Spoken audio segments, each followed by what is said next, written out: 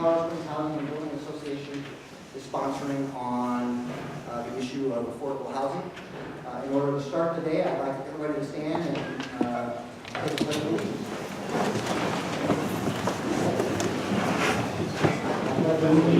To the flag of the United States of America and to the republic for which it stands, one nation, under God, indivisible, with liberty and justice for all. Thank you. My name is Kevin Walker. I am the Public Policy Committee Chair of the Housing and Building Association. Also, in my day job, I'm the owner of Walker Stewart District Manager.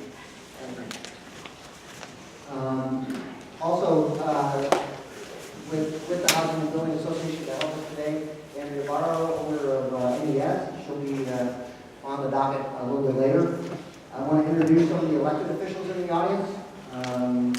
City of Colorado Springs, Tom Strand, Councilmember Tom Strand, Richard Gorman, Don Knight. Some others were scheduled to come. Is anybody else here? El Paso County Commissioner Darrell Glenn, Darrell's up there.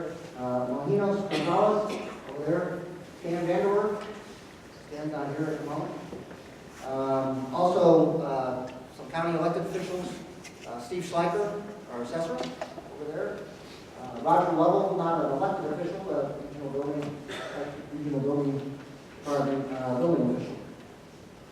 Also want to thank Henry Yankowski and the staff here at the county administration for allowing us to use this facility. And we are taping it this time, so tape of this will be on probably on our website. We'll get to the particulars about that a little bit later. First thing on the docket, I'd like to introduce Mike Brandt, President of the Housing and Building Association today, to introduce the mayor. Mike.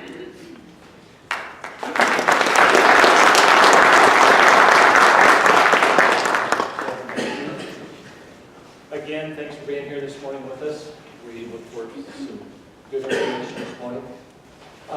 As most of you know, the Housing and Building Association of Colorado Springs is a nonprofit trade association made up of more than 500 member companies representing builders, developers, trade contractors, bankers, real estate agents, and beyond.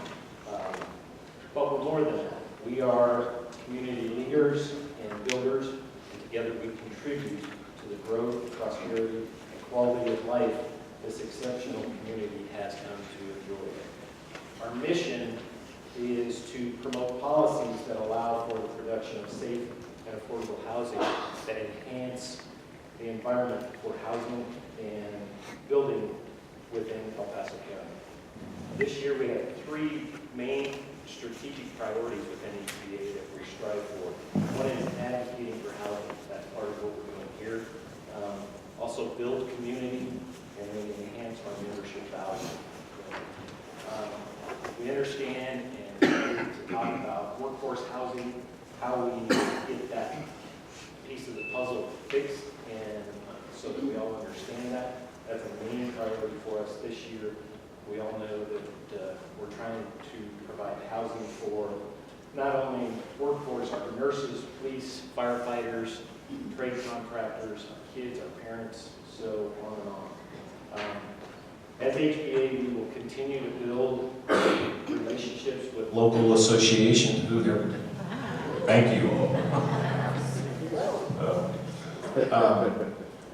Again, we'll continue to build positive relationships with local associations, building officials, our elected officials, to provide more affordable conversations and push for market-driven solutions to address the need for housing in the community. It is my pleasure as president of HBA this year to introduce our Honorable Mayor Southers, and he's going to open our conversation this morning with some remarks. Thank you.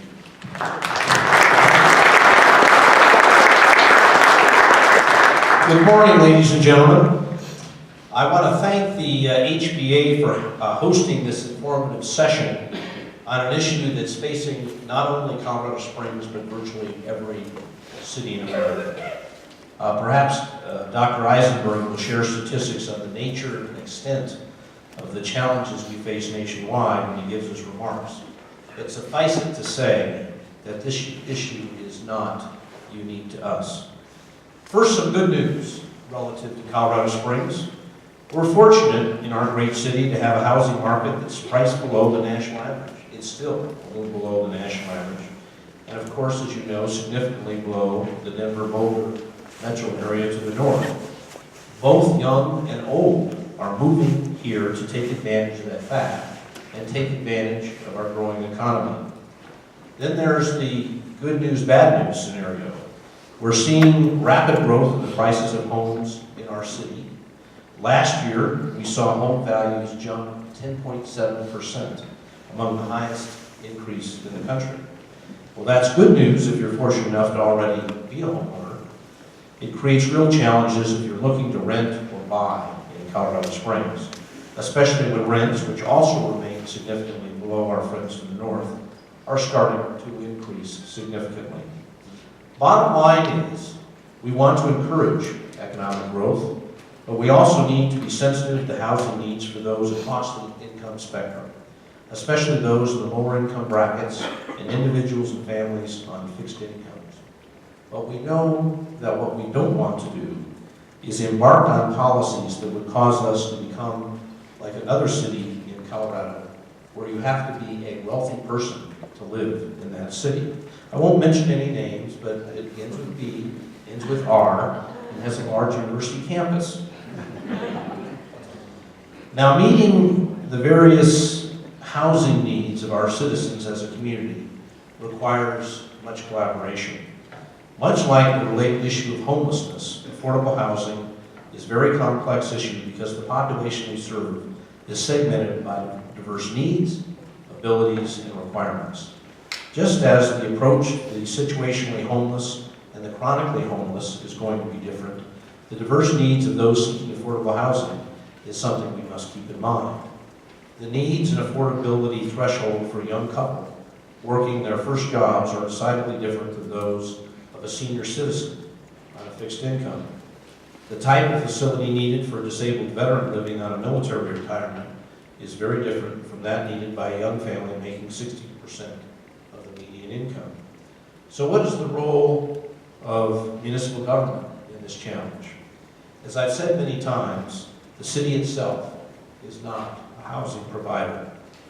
I believe the city receives about $1 million a year in HUD funding specifically for affordable housing. As I understand it, building a 100-unit multifamily project costs at least $18 million a year. Your math doesn't have to be stellar to see that a gap exists. And folks, I don't see that changing in the foreseeable future. The city will not be a housing provider. But we are empowered to create public-private partnerships to address the needs for affordable housing and putting together the financing that's needed to make collaborations work. Private developers, the city, the Colorado Springs Housing Authority, the Colorado Housing Finance Authority, the State of Colorado Division of Housing, the Veterans Administration, El Paso County, the HBA, the nonprofits like Ratio Housing, Partners in Housing, Rocky Mountain Community Land Trust, Heights Peak Habitat for Humanities, Catholic Charities, and many others are all key players in solving this complicated equation. We have seen and are continuing to see success in these partnerships. We're averaging up to 500 affordable new units per year. And I'd like to recognize, call out a couple of those projects and recognize them. I'd like to recognize Norwood as the private developer who's making Greenway Flats a reality. As many of you know, Greenway Flats fills one of our most urgent needs, which is permanent supportive housing for the chronically homeless. This serves the lowest end of the income scale and provides that first step out of homelessness. Construction will begin on that 65-unit facility in the next couple of months. The county helped fill a void in affordable rental housing through a public-private partnership which created the 240-unit Copper Range apartment complex north of Woodman Road. The United Way was instrumental in working with the Chino Group to create Freedom Springs, which will house up to 100 homeless veterans starting in 2019. These are the types of partnerships that can address this issue. But we need many more. 500 units per year will not make an appreciable dent on the needs that we have. We need more developers willing to get involved. We need to manage regulatory costs. We need to get our citizens to understand and appreciate that affordable housing is in the interest of the entire community. If I were to leave you with one call to action today, it would simply be to consider how your organization, or you as individuals, can activate in a partnership like those that I just mentioned. I'm especially speaking to the developers that are in the room when I say, please reach out to the county and the city. We have a vested interest in working with you to seek approvals, qualify for federal tax credits, and share expertise on the demand for affordable housing. This is not an issue that the city or the county can solve on its own, nor is, I assure you, is there one silver bullet that will bring resolution to the issue. But I am grateful for the collaboration that already exists and those that I believe undoubtedly will come as we work together to create and maintain a healthy housing market in Colorado Springs. So thanks to all of you for what you do to address this issue.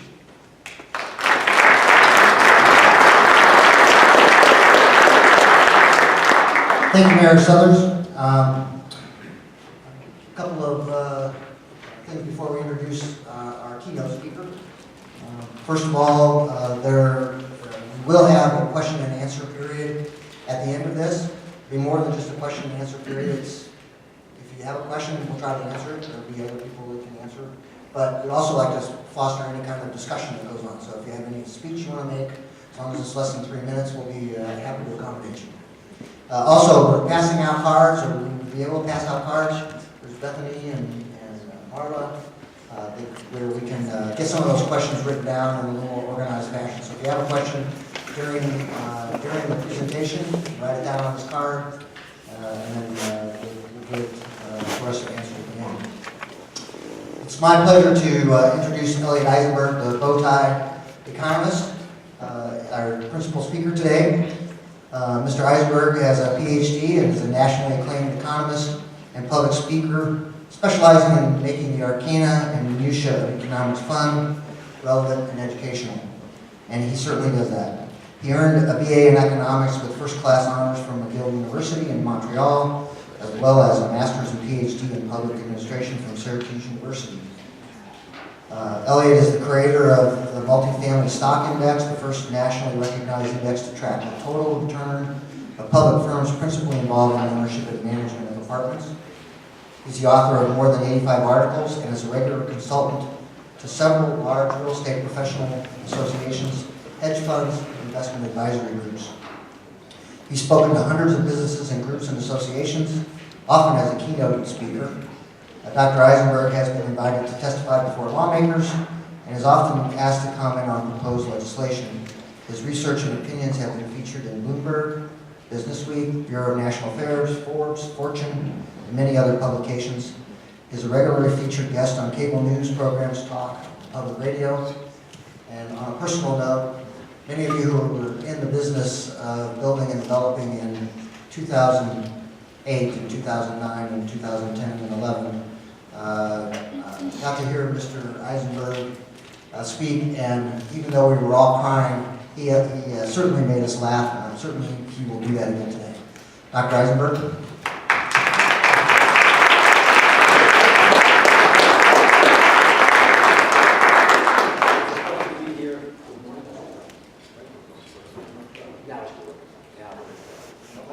Not working? Wow, the voice of God. It's a pleasure to be here, Mr. Mayor. Thank you. Thank you, distinguished guests, city councilmen, county councilmen, and so on and so forth. Everybody here. I appreciate the opportunity to be here. This is a difficult conversation that we're going to have. And it's a conversation that I think a lot of us come to with preconceived notions. And it's a conversation that touches on a lot of psychological stuff. And if we aren't to some extent honest with ourselves, we'll sort of ignore these things, and then they come back up and they bite us in unpleasant places. I'm not going to dwell on those things by any stretch of the imagination. I'm an economist. But I'm also intimately aware that emotions and psychology are at least as important as data and conversations. People don't feel comfortable and sort of willing and open to the new ideas that may be presented, it gets hard. So I'm asking you to give me a chance. Let me into your life for an hour and a half. You may have preconceived notions, put them on the side, give me an area. We can argue after during the Q&A, we can argue tomorrow, we can argue next week. But I hope I hope will interest you and get you a little bit excited. But before I start, I want to talk about the national economy. To have a conversation about affordable housing or housing in general without looking at what's going on nationally in the overall economy, and then we'll talk about the overall housing economy, is very difficult. So let me breeze through quickly what's going on nationally. And nationally, for the next 18 to 24 months, I'm a very happy camper. I'm not necessarily a happy camper for the right reasons, but I'm very happy. There's going to be a tremendous amount of fiscal stimulus coming from Washington, D.C. If you look at the 4 terms of GDP, the first one's household consumption. We'll go through some graphs in detail about these. It's doing good and fine. We're going to create jobs, which is going to put a strain on housing. Incomes are going to go up, but not as fast as housing prices. The second term, I, corporate investment in plant and equipment, is going to be very good because exports are doing well, the dollar's weakening, global growth is occurring, fiscal stimulus is happening, interest rates are still low, unemployment is very low, finding workers is very hard, and wages are starting to go up a little bit. Now, all this is causing firms to invest in plant and equipment. So we're going to have good C, we're going to have very good I. And then comes G, government spending. And this is unusual to be this good, this late in a business cycle. If you forced me at gunpoint to say, where are we in the business cycle right now, I'd say we're in the 7th inning. I don't know if the top of the 7th or the bottom of the 7th. And I don't know if we're going to go into extra innings. But we're not in the 3rd inning either, let's put it that way. And this late to get this much stimulus is very unusual. We've had tax cuts from Washington, D.C. in December, and we just had very large increases in spending a couple of weeks ago. About 180 billion, 170 billion bucks a year for 2 years on roughly evenly split between discretionary spending and defense spending. So this is going to really boost GDP growth for the next couple of years. After 19, all bets are off. But through 19, things look very good. So keep this in mind as we have this conversation. So this is why I'm pretty happy. Household wealth is way up. Stock market's done well. Bond market's done well. Real assets have done well. You own a house, you own an office space, a commercial space, warehouses, whatever you own, some REITs, whatever it is, you've done that. Income isn't evenly distributed, and that's in part why we're here. Lower income people don't own homes, don't own stock, haven't enjoyed the boom that's occurred. But for those who have enjoyed it, it's done pretty well for your portfolios, right? And we're borrowing more money. And this is an important thing. It's hard to have an economy really doing well without some borrowing occurring. And the borrowing that's going on now is very different than it was in the past. A couple of things to point out about the graph behind you. First, mortgage debt's in yellow. Mortgage debt today, here, is less than it was at the peak. So this notion of, are we back where we were? Is there a housing bubble out there? Are housing prices going up crazy fast? The answer is yes, they are. But no, we don't have a housing bubble. Housing credit is not being given out to everybody nilly-willy just here. When my daughter was 9, this is 10 years ago, she could have gotten a loan for a house. She was 9. Our dog. We didn't even have a dog. We could have gotten a loan for a dog. That's number one. Number two, look at red. Red student loans. Student loans are starting to have a real impact on our economy. It's slowing down household formation. It's slowing down the ability of people to get their lives going. You have a car payment, which is in yellow, which is in green, and a student payment in red. That's $500 a month. And getting out of college or something, you're going to have a good career, you're going to have a good job, it's all going to be fine. But getting going is getting increasingly difficult as the burden for college tuition falls increasingly on the individuals going to college. That may or may not be a bad idea, that's a separate conversation. But this is something to be aware of. Last but not least for the slide, the total amount of debt today is higher than it was back there, but not by much. And GDP is 22% higher. So our capacity to borrow as a society, our households in general, not every household in particular, but in general is better than it was before. So households are fundamentally in a better place than they were. Not all of them, not in the lower income brackets, but generally speaking, we're better. And we're happier. And happiness is important. Over time, if you become increasingly happy, you will change your patterns of behavior. If you're really happy, you will start to spend things on it. You're not going to buy just oatmeal and shoes. You're going to start buying discretionary things and more expensive things and go on vacations and so on. And that stimulates the economy, of course. I think this boost right here occurred when Colorado and Washington legalized pot, but I'm not exactly sure here. Okay, so this is pretty happy. We're a happy bunch of. We're the happiest we've been in a very long time. You can see here. You know, we're not as happy as we were here in 2000. This was a house. This was a dot-com boom, but we're pretty close and going in the right direction. So that's good. And nothing says you're happy there than going to Las Vegas. That is the end all and be all, right? This is totally frivolous purchases. So if you look at the underlying health of the economy and households in general, we're a pretty happy bunch of people. I mean, this says we're going to go for trips, we're going to buy food, we're going to go see shows, we're going to go invest in short-term risky financial assets. You may call that gambling, but I don't. It's very different, right? So corporate attendance at events and trade shows is at an all-time high. We're buying lots of cars. So this is a pretty happy economy we're at right now. This is important to keep in mind. It's not going to get appreciably better. That's the point here. If you think about the next 3, 4, 5 years, incomes are going to skyrocket and the silver bullet will magically economically appear. No, we're living in the silver bullet right now. Wages may go up a little more, we'll talk about that. But this is a particularly pleasant and very good economic time that's going to be stimulated a little more in the next year or two through artificial government intervention that I'm not convinced is appropriate, but that's a whole separate conversation. So we're buying cars, that's expensive. A car costs $35,000. You have to feel good about your job, your employer, and so on and so forth, your marriage, your relationship, whatever, to buy a car. We're fixing up our homes. We're fixing up our homes for 2 reasons.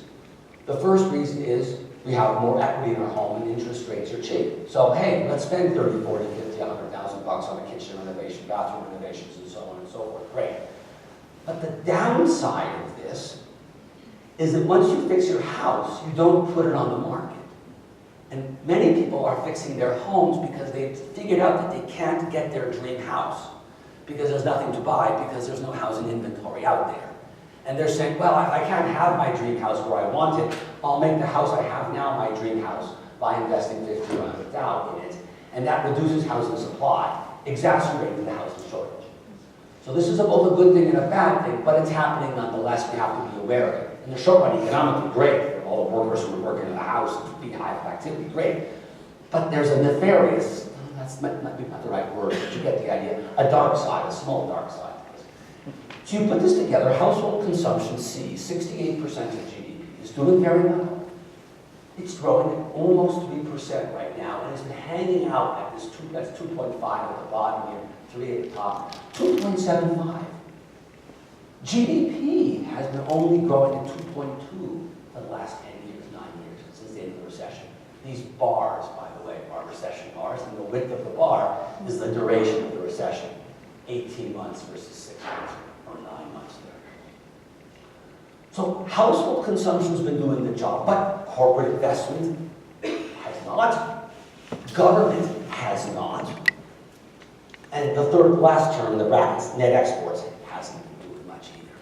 And now, the next couple of years, we're going to see an updraft in I, because of all the things I talked about. Now, and tax policy now is going to encourage firms to invest in plant and equipment because favorable tax policy, write-offs, expensing, as opposed to deducting and so on, the depreciation and so on. It's going to exacerbate help that. So I is going to get better, and G is going to get better. So this is going to be the best 24 months or 18 months I think our economies will have had since the end of the recession in 2009. It may not be as good as it was in 2007, 8, 6 or 7 before the recession started, but it will be almost as good. And the last couple of years have been pretty good. Even right now is very good as well. So again, this is nearly as good as it gets, and then we're going to have a little better, but because of artificial fiscal stimulus coming from Washington. Why is corporate investment going to go up? In part, it's important because you're in Colorado. Energy prices are up. Oil's doing better. Yeah, I live in Maryland. No one cares, by the way, with Maryland, right? There's no one from Maryland.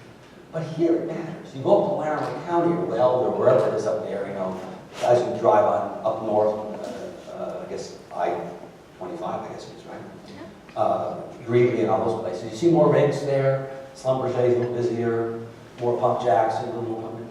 This is good for the economy. We are now the world's largest producer of hydrocarbons. And by the end of this year, we'll be the largest producer of energy, period. And by the end of next year, we'll produce more oil than Russia, the world's #1 producer. We're going to pass Saudi Arabia this year. So this is helping our economy considerably. And prices are low enough that households aren't concerned about paying for gasoline at $2.30, $2.40, $2.50, $2.60 a gallon. That's okay. We're in a happy spot. They're producing, building pipelines, building cracker plants, ethane cracker plants, and distillation and refineries and so on. This is good news. Corporate profits are up, and exports are up. Manufacturers are happy. Service sector's happy. And you end up with a slide like this. And this slide is so beautiful. I'm going to sit down for a second. This is like looking at a newborn child. The feeling is so angelic and warm and inspiring. What this is saying is firms are investing in equipment. I told you earlier that C has been good, the first term of GDP, but the other terms have not been good. But this past year, investment has improved. And it will improve more because the same factors that have been driving it last year are going to continue driving it. Better exports, better overall growth, better taxes, tax policies, better wages going up, workers getting hard to find. In Colorado, unemployment here is 3.2. That's remarkable. This is ridiculously low. There are only 2 or 3 states that actually have people that have rates lower than you.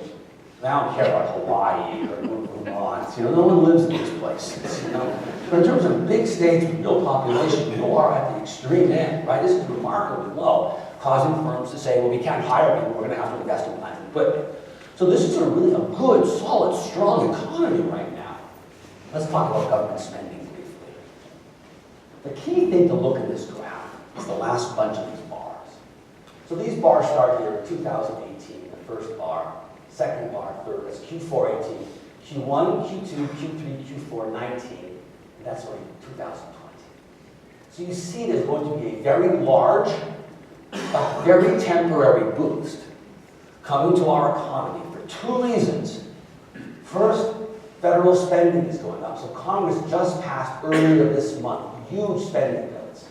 And the fiscal year begins in October 1st of 17, was already the beginning of fiscal 18. So this money is not going to get out until next month or 2. That's why, if you look here, you see the red in federal spending starts out here, getting there a little bit, but it gets really big here. Last couple of quarters of this year and the first couple of quarters of next year, and then it goes away because it stops. Congress has a 2-year deal through fiscal 18 and fiscal 19. So we're going to have a tremendous amount of spending going on. And we had a tax cut that took place in December of last year, the GOP partisan tax cut, and that's going to stimulate us to turn in blue. But it goes away too.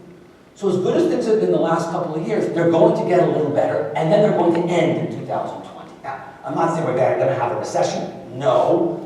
I'm just saying I don't know what will be. Interest rates are going to start going up because of all the stimulus coming. So we're going to enter a bit of a more rocky road. There'll be more volatility in bond prices and stock prices as the world returns to normal and central banks withdraw all their protective coat, if you will, of low interest rates.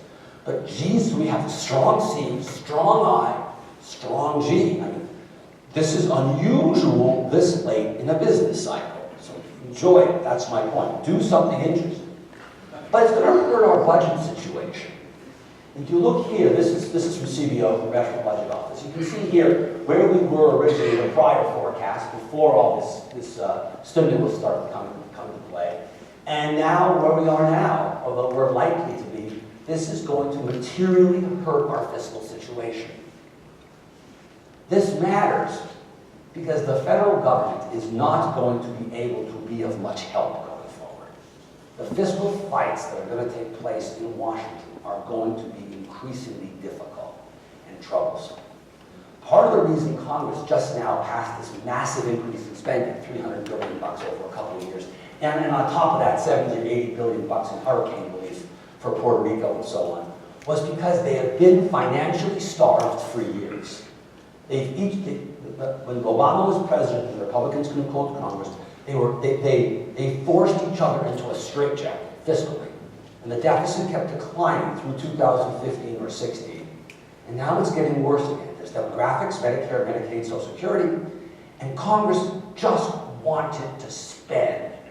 And they finally were able to get rid of the straitjacket they were living under sequestration, and they blew out the budget. But this will get increasingly hard, and you already hear it now in the rhetoric coming out of Washington with infrastructure spending money. There isn't any money out there because they've blown it on tax cuts and the increase in the spending, the tax, the spending on discretionary and military stuff, $150 billion a year.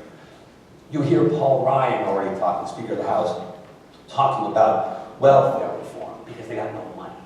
So the expectation that Washington's going to come here on a white stallion and to some extent sprinkle more money in the public is very unlikely given the very large increases in the deficit that we're going to experience over the next couple of years. The deficit that we're going to have next year, 2019, will be almost as big as it was in 2009 in the depths of the recession.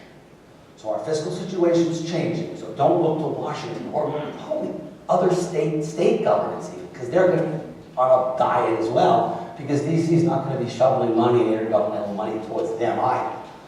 So the political world may get a little more nasty here, right? Last but not least, this is GDP growth through now. And you can see it hasn't been that great. It hasn't been terrible, but it hasn't been great. I think it gets a little better going forward because of all the stimulus coming to town, right? In terms of the tax cut, it's very stimulative, and the spending increases that were deficit financed that came out just a couple of weeks ago are going to be very stimulative. They may push GDP up to 3% for a year and a half, but then it's probably going to end, is my guess, because the stimulus runs out, interest rates are higher to prevent us from having too much inflation, and then we have a bit of the overhang. So be ready to pounce now when times are particularly good. The second thing I want to talk about is labor markets. The labor markets are important because this is where people have money to pay for rent. And they're very, very tight. They are unusually tight. So the notion of will they get much better going forward, the answer is no. This is now, we're getting to the very top labor markets we've had in 50 or 60 years. So the hope that, oh, things will get a lot better and we can do all kinds of crazy cool things, we're already in, this will be, we will remember these years, 10 years ago, oh, the labor market was great back in the late teens. How great is it? We created 3 million jobs peaking out in 2014, ending in 2014, right? That was the peak year. 3 million jobs, net new jobs. We're now down to 2 million jobs. This isn't because we don't want to hire people. It's because there's no one to hire. So the notion of, oh my gosh, there are people who could work, who are just surfing on the sofa, they're not going to come back to the workforce. If unemployment of 3.2% hasn't pulled them off the sofa, nothing is going to pull them off the sofa. I cannot believe these people who are not working right now are saying to themselves, I think that I will begin to put out resumes when the unemployment rate hits 3%. That's just ludicrous. I mean, a few people, sure, I don't see a mass movement of people off the sofa into the labor force. So hoping more people get jobs to solve the problem, probably also a non-starter. In the very short run, a little bit, and we'll discuss that, but it's not going to be a long-run solution. Next, look at this graph. This graph is inspiring and can make you cry at the same time. The good news is the unemployment rate in red on that axis is stupendously low. It's here. This right here was the housing boom. That was the housing bust, obviously. We're now lower today than we were at the housing boom. is the labor market is solid, our employment to population ratios are not as good, labor force participation rates aren't as good. I'm aware of that. But you go to work with the workforce you got, right? I go to work with the person that I am. I wish I had more hair. I wish I were taller. I wish I had 5 IQ points more and 5 pounds less, right? I go with what I am. That's it. If this declined by 0.6% last year, so it's now 4.1. It began last year at 4.7. It's likely it will fall that much again this year, which means we end up at 3.5. If we end up at 3.5, this was the dot-com boom, 3.8 for 1 month. We'll be there by the end of this year for sure. And if we get lower, we're back here in the late 1960s. That's how tight our labor markets are. So the notion of more people going to work and solving their own problems by working is very unlikely. Sure, this year we'll get some more workers. Here's the problem. Lots of boomers are retiring on one hand, but a bunch of millennials are coming on board on the other, right? So it's people like you're a millennial, right? You're below a Gen Z or something. You're starting your career, but there are old people out there kind of like you. Yeah, don't turn around and tap that. No. You're also a millennial out there. So there's 10,000 of you retiring a day, roughly, and about 12 or 13,000 of you entering the labor market a day. The difference is only 80 or 90,000 a month. Over a year, that's about 1 million workers. But last year, we created 2 million jobs. The only way we could create those extra 1 million jobs was getting people who were unemployed to be employed. But you're going to run out of people because unemployment gets too low. Look at this graph. This is 50, 55 years of data. It doesn't get much lower. It did get a little lower back in the 50s for a couple of years. So if we get to 3.5, we'll be, that's end of this year, maybe next, that'll be as low as it was in the 50s. That's 70 years ago.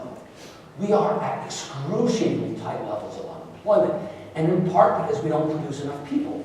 Our labor force has only grown by 1 million people a year. Employers want to hire 2 million people. They've been hired 2, and they'd like to hire closer to 3 if they could, but they can't get.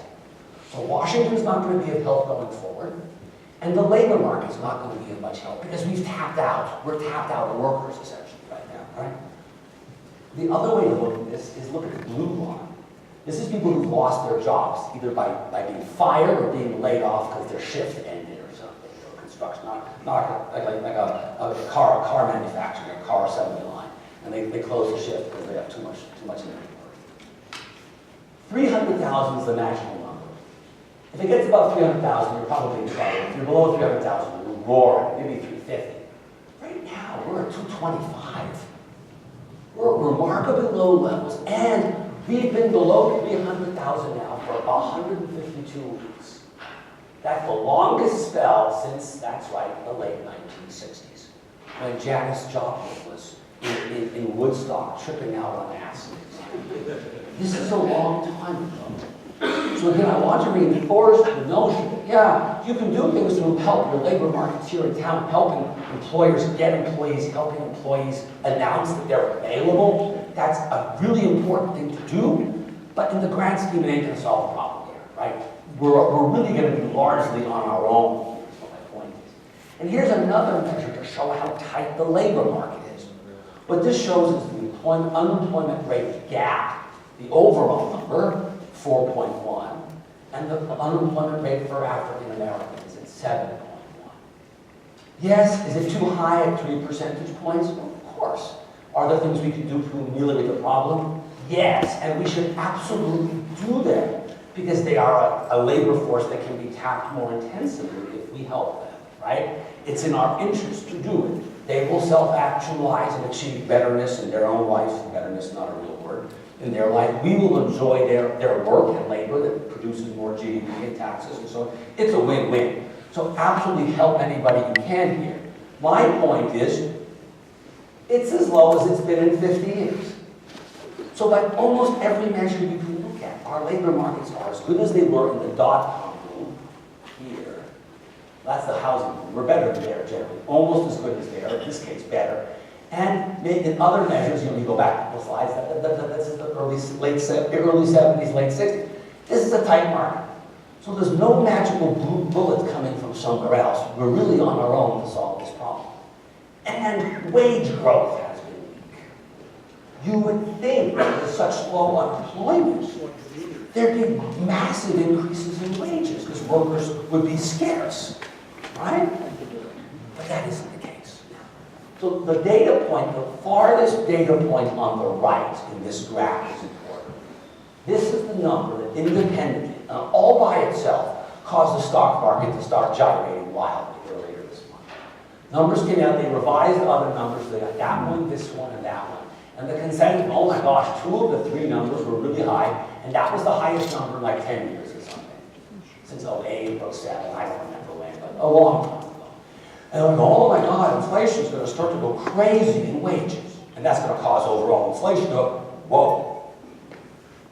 This is good news, don't get me wrong. We need workers to make more money. It will help them pay the rent, it will help them solve a lot of the problems, right? They'll say, this guy's so excited, he's going to go off and look for a job finally. Thanks for that Colorado welcome. And pass it along to YouTube, by the way. Yeah, right. Let that be a warning to everybody else. Now, you can see, despite this general improvement over the last couple of months that I think is weather related because the bomb cyclone in the East Coast, which I can get to during the Q&A if you want to. Notice that it's generally been flat for a couple of years. Since early 16, there's been no real movement in wage growth, even after adjustment and fiddling and diddling as economists and econometricians do. There are a bunch of things going on, keeping wages down. The first one's demographics. Let's go back to our poor suspects over here on the right. The millennial and the boomer. The boomer is towards the end of his career. And he's making, I'm making whatever, $500,000 a year because you're really skilled and talented and smart, right? And then there's you, you're just starting, you don't really have a lot of skills. You're just beginning your career, you're making $50,000. If you do this mechanically, 13,000 new people making $50,000 a year, day, and 10,000 people a day retired making $500,000 a year, you mechanically drag down average wages. This data incorporates that because it looks at everybody. It's reasonable. It keeps it down where it's not quite the right way to look at it, right? It's true, but it's not exactly right. If you clean up for this demographic problem, you get this. So we've gone here from 2.6, 2.5, 2.6. Now it's 3.2, 3.3. But notice, it's also flat. So we're not going to get more workers into the labor force. We're unlikely to see much in the terms of wage increases. We'll see some, we'll talk about that a little bit, but not a lot. And we're not going to see Washington help us much. I want to set the table here. This is important. I want to dispel any myths you may have about whatever it is you're thinking about. And I'm not, infallible by any stretch of the imagination, but the data here is pretty convincing. So this is better, but notice wage increases here were better. This is the housing boom. They were over 4% here. And this is the dot-com boom, over 5%. So wage growth towards the end of a cycle has been slowly deteriorating over the last 20 years. From the low 5s to the low 4s, now to the low 3s. There's something in the soup. This is interesting. So if we think, oh my God, if unemployment just gets a little bit lower, wages are going to take off like a rocket. I don't think so. They could go up a little more. That would be good. I would like to see it. But I'm not holding my breath or hanging my hat on this either. If it happens, great. Now, why? Why are we seeing this? There are a bunch of reasons. This is one of them. Low-paid jobs are popular.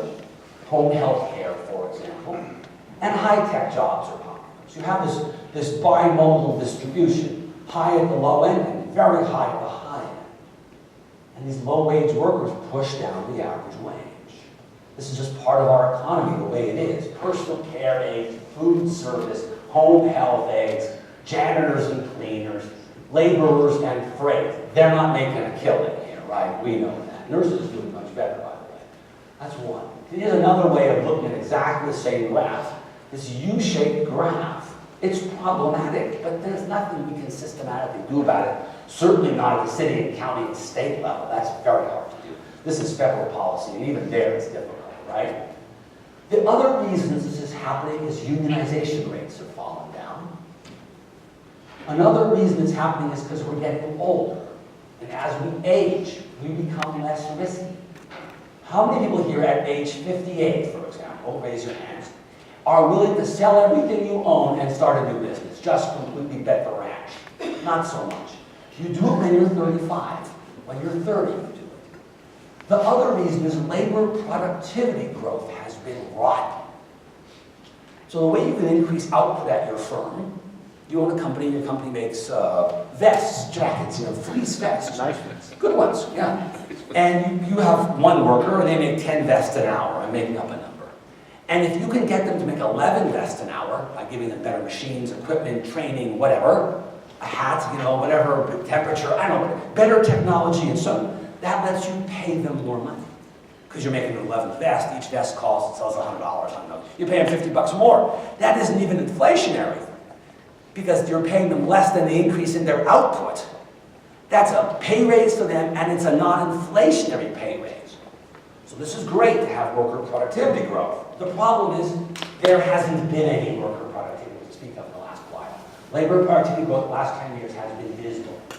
That's in part keeping wages down. There's also global supply chains and so on and so forth. But this is a systematic problem that we've got here. It's not going to be solved overnight. Wages aren't going to start jumping, skyrocketing here, even though unemployment is low. Keep that in mind.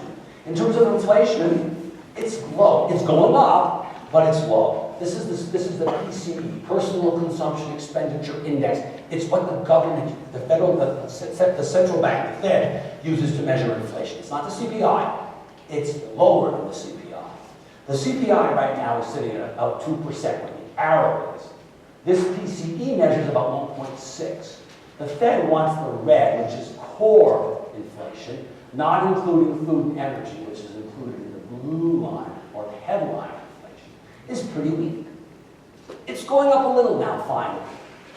Wages up maybe a little bit, commodity prices up a little bit, the dollar's weakening, causing import inflation to go up a little bit.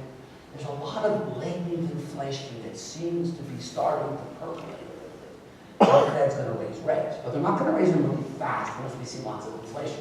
But inflation's pretty okay. How fast rates rise quickly, it depends on the height of the Fed sharing. Tall people, high rates. Short people, low rates. He was a mistake. He's just too tall. The Fed should have put out an ad, need central banker under 5 feet. A couple ads, hire someone. I think he is a mistake. And he's a mistake. I'm going to go off the target here. Because he's not an economist, and he'll be captured by his staff. The staff's full of economists, and they'll capture him. And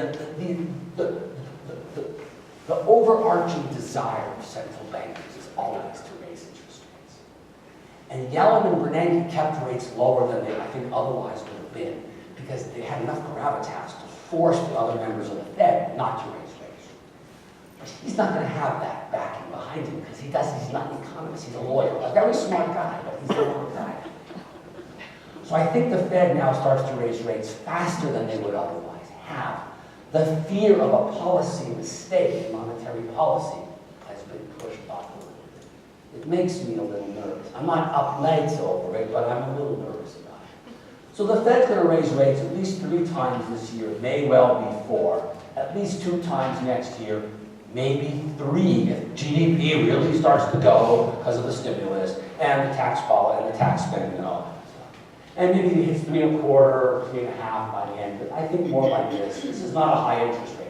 So rates aren't going to go up much because GDP is not going to go up much because by 2020 we're back a little bit slowing down again, right? 18 and 19 are the best years, and then 20 slows down. A 2-year window here, much faster growth, above trend, unsustainably fast growth. Now, let's talk about housing. We've talked about the national economy. It's doing well, unemployment is low, wages aren't going up, the next 2 years look spectacular because of government spending and tax cuts and so on.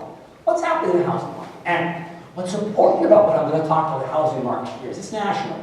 But let me tell you, The problems that you face here are virtually identical to the problems everywhere else. I go to Fort Wayne, they'll tell me the same thing. I go to San Francisco, it's the same thing. I go to Pittsburgh, it's exactly the same thing. So while you feel you're special and we're all snowflakes, we're not, the snowflakes that we aren't that different. That's the best way to say it, right? So be aware that you can talk to your friends in other places and get ideas from them because they're suffering from almost the same problem as you are. The good news is here, and there's other good news too. But look at the data. The data at surface looks good. Remember, the dollars of money spent building homes, renovating homes, isn't all that bad. It's the red line. It's pretty high. It's as good as it was in 2004, starting 2000. Even middle of 2004, it's about sort of way up there, right? That's March of 2004. That was a good time for housing. It wasn't the peak, but it was good. And we're back, we were there. Of course, there's been inflation of 20% since then, so that pushes down the total structures. But this is a very much over-exaggeration of how good things are. They're not nearly this good. Why? Well, inflation is one thing, so 20% less homes just because of inflation. But the miserable, stinking builders don't build affordable homes. This is the crux of the issue. And I say this tongue-in-cheek. It's not that they don't want to, it's they can't make any money doing it. That's why we're here.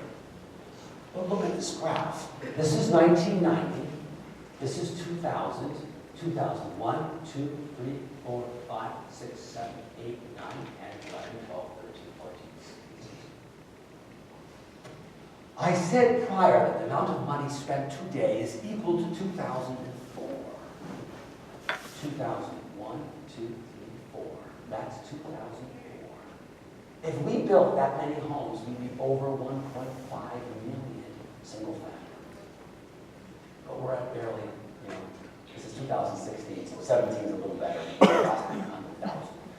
We're essentially half, a little better than half of where we were. Why? Because the percentage of big homes is way up. In 2004, these were the homes, these three colors, gray, black, and dark blue, were the houses above 2,400 square feet. Look, we built a lot of those homes. As a matter of fact, the number of homes we built that year that were that big, almost as big as the number of homes we built in 2016 in total. But we also built all these smaller homes. But look at it today. The percentage now is higher than it was. It's over 50, it's like 52 or 53% are these big homes. So we're building inflation, brought down by 20%. And then a higher percentage of big homes.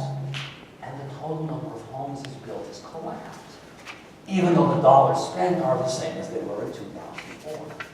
Builders cannot build a small house or an entry-level home. It's very, very hard. I was in, again, Fort Wayne. It's a great example. It's a very favorable business and climate. It's a very red state. Land is very cheap. It's very flat. It goes endlessly like it does in eastern Colorado. And the builders told me they can't build a home for less than $195,000. This is a travesty. This is a very cheap place to build. Everything is as favorable as you can get it, and they can't build. So if they can't build a home in Fort Wayne, a depressed town in the middle of nowhere, I'm joking, how can you do it in a very desirable, faster-growing state that has marijuana? I mean, come on. I mean, come on. What's wrong? Look at this. This is crazy. The price of homes at the peak, this is the housing boom. The average price was $320 for a new home. Now it's $400. It's up by a quarter. The median price was $240. Now it's $320, up by a third. Not inflation adjusted. But these are very large increases. Wages aren't keeping up with this. Builders haven't suddenly decided, oh, I'd like to build only expensive homes. People tell me this all the time. And I say, that's the equivalent of saying restaurants only want to sell Chateaubriand for 250 bucks. Yeah, some restaurants will have a, Shay, what's your name? You're not, what's your name?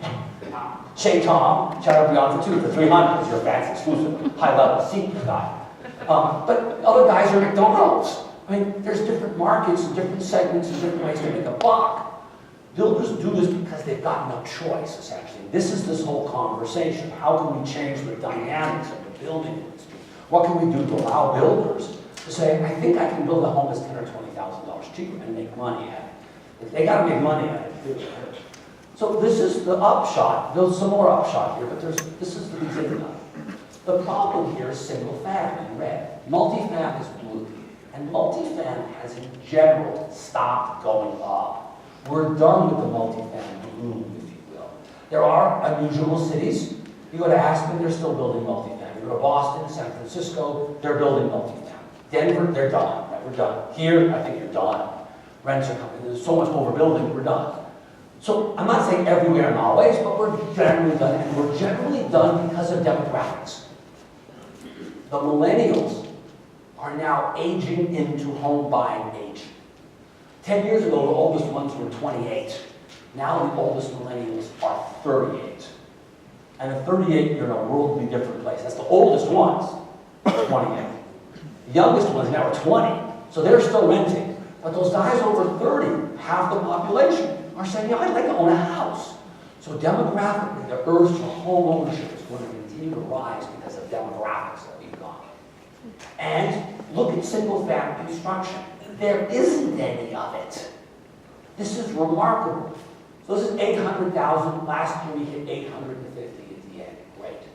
If I go back all the way here to 1960, so that's what, almost 60 years ago, and I look at 850,000, okay, a couple of years there. Then I go here, oh, it's a recession level. Coming out of a recession. Going into recession. Coming out of a recession. Going into recession, out of recession, into recession, out of recession, into, out of, into, and never even got out. If I was a Martian economist landing on Earth, coming from the States, and I could ask one question about your economy, I'd say, tell me how many single-family housing starts you had last year. And they'd say 850,000. I'd say, you're in a recession.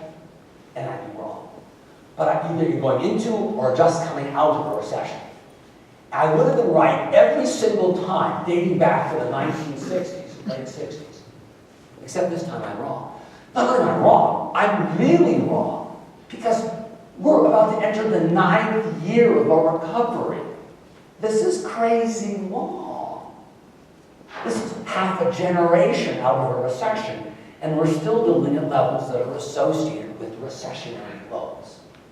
So builders simply aren't building any houses, and over half the houses that they're building are big.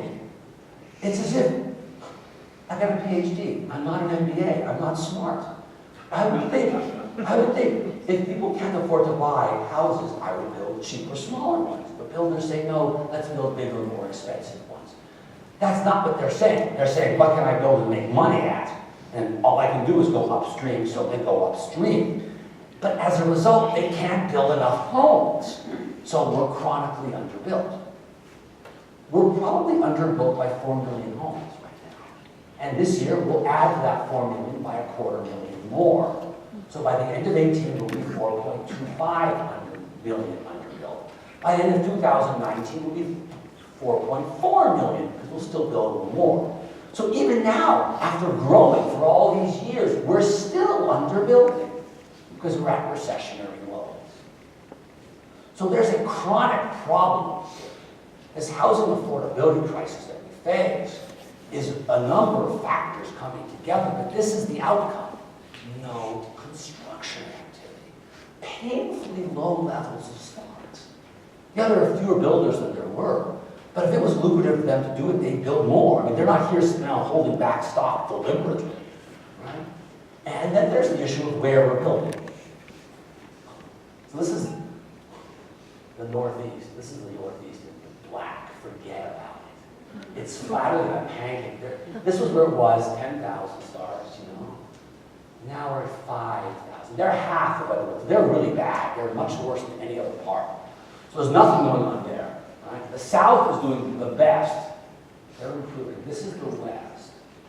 They're better, but not great. It's hard to build. It's very hard to build in California. Very hard to build in Washington. Very hard to build in Oregon. Very, very hard. And permit fees in San Diego County are like $120,000.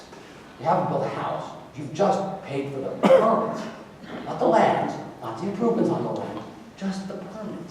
All over California, $80,000.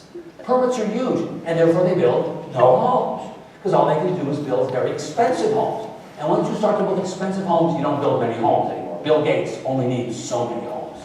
You can sell the next one to Warren Buffett, but you're running out of people too fast. So California, the biggest state in the country, builds no homes because they've taxed the hell out of it. Everything's expensive. Their land's expensive. Permits are expensive. The process of getting permits takes years and so on. The more impediments you place in front of the builder, inevitably you will get fewer homes. There's no doubt about it, right? We can talk about this a lot, and I'll give you some examples of this later. You impose impediments, they have to build a more expensive house to compensate, and then they build fewer. And that's what we're getting in California in spades. What's remarkable about California is they're the biggest state. You don't usually get, if you told me Rhode Island had the most expensive house, I'd say, yeah, who cares? It's some one-off thing. Or Delaware, yeah, who cares? These are tiny states. You can get weird outcomes. Smaller samples tend to be the outliers. But California is a seventh of our country, and they're the outlier.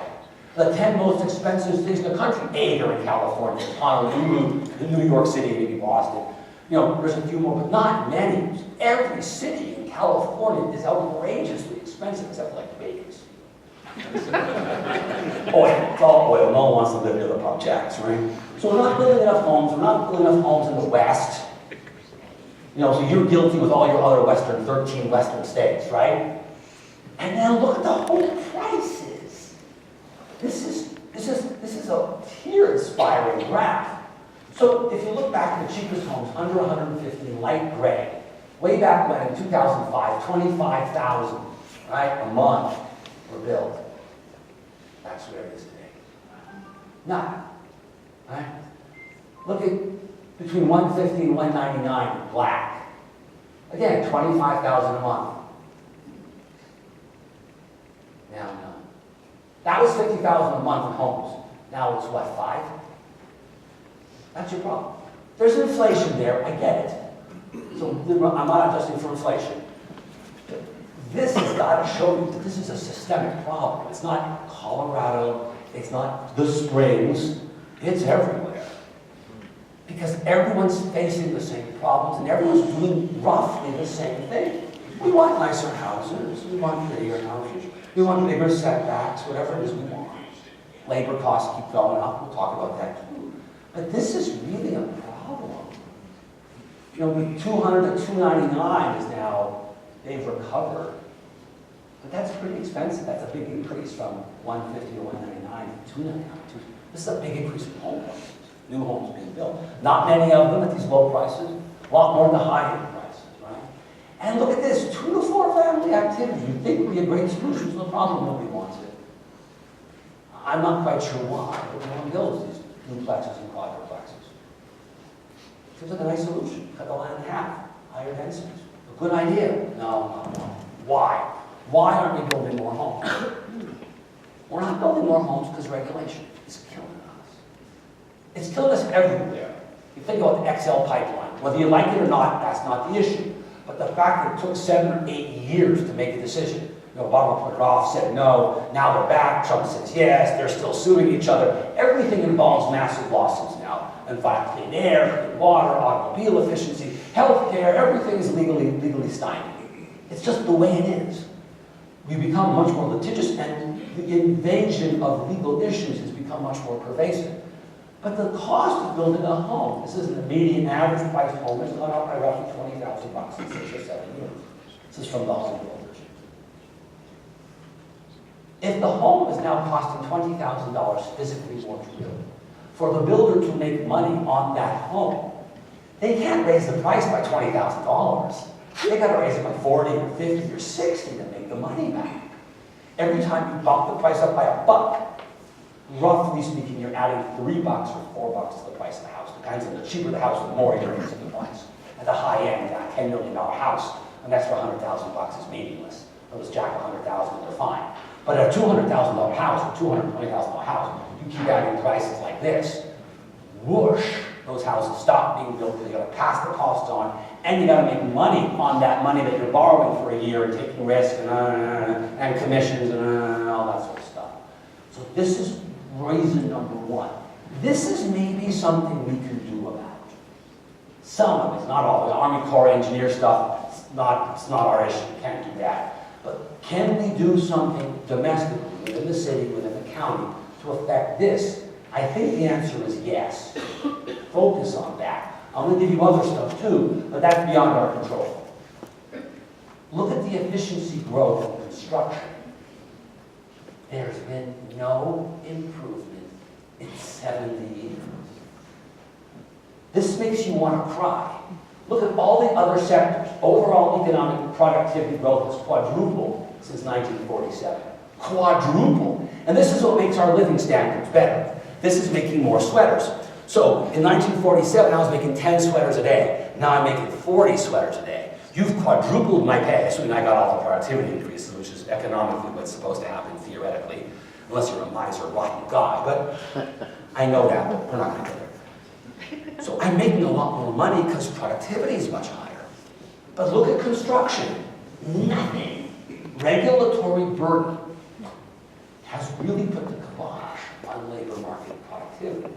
They have so many rules and regulations they have to follow. You can't make more house. And this includes construction, multifamily construction, commercial construction, and industrial construction. This is not just res, right? And res is among the lower productivity areas of construction activity, right? This is not a good sign. This is a problem. Next, now there's no workers. So even if the builders could build a cheaper house, they'd have a hell of a hard time finding the labor force with which to do it, because unemployment is 3.1, 3.2.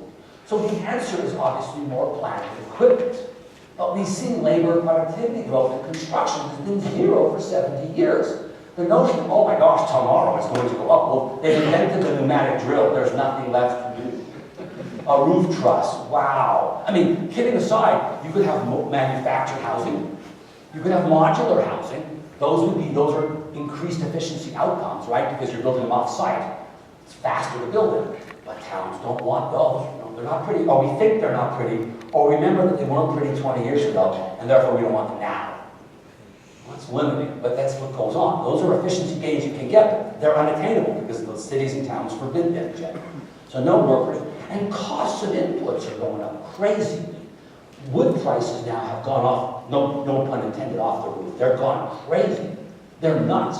There's been a couple of factors. Trump imposed tariffs on softwood lumber from Canada about a year ago now. And for some unknown reason, the price of lumber is just skyrocketing. So you're adding, every time it goes up by $10, you're adding $100 to the price of the house. The price of the house now is $3,000 or $4,000 or $5,000 more than it was just 2 years ago, just because of the framing lumber in the house. Okay. We can't solve that problem here either. We can't solve the labor shortage, although we can do a little bit by getting kids in high schools to go into the trades, any trade. Construction's good, but elevator repair technician's great, dental hygienist, those are all good trades. Just get them into something. Construction's another good one. Lumber costs have gone up. And exacerbating the problem is foreigners. Foreigners say, ooh, the U.S. is a pretty solid place. Rule of law is good, I speak English. Good history, good store of value, good to have things in the U.S. So they're buying our houses too. We're not building enough. Productivity is low. Workers are hard to come by. There's been no efficiency gains. And foreigners are buying our houses, I joke. Foreigners are great. We want open markets. We want their money to invest. Part of what they invest in is housing. That's all good. But it exacerbates our housing shortage. They're not buying low-end houses in Colorado Springs. I get it. But overall, they're buying homes. They're buying some in Denver and lots in the ski resort areas. A lot of ski resort areas. Telluride, Aspen Dale, and so on. This does have an impact here collectively. Builders are very happy. Why? There are 9 builders left. There used to be 40,000, but now there are 9.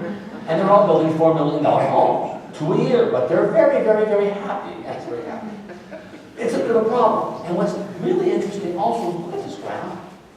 This graph looks at the inventory of homes being built and built but haven't been sold.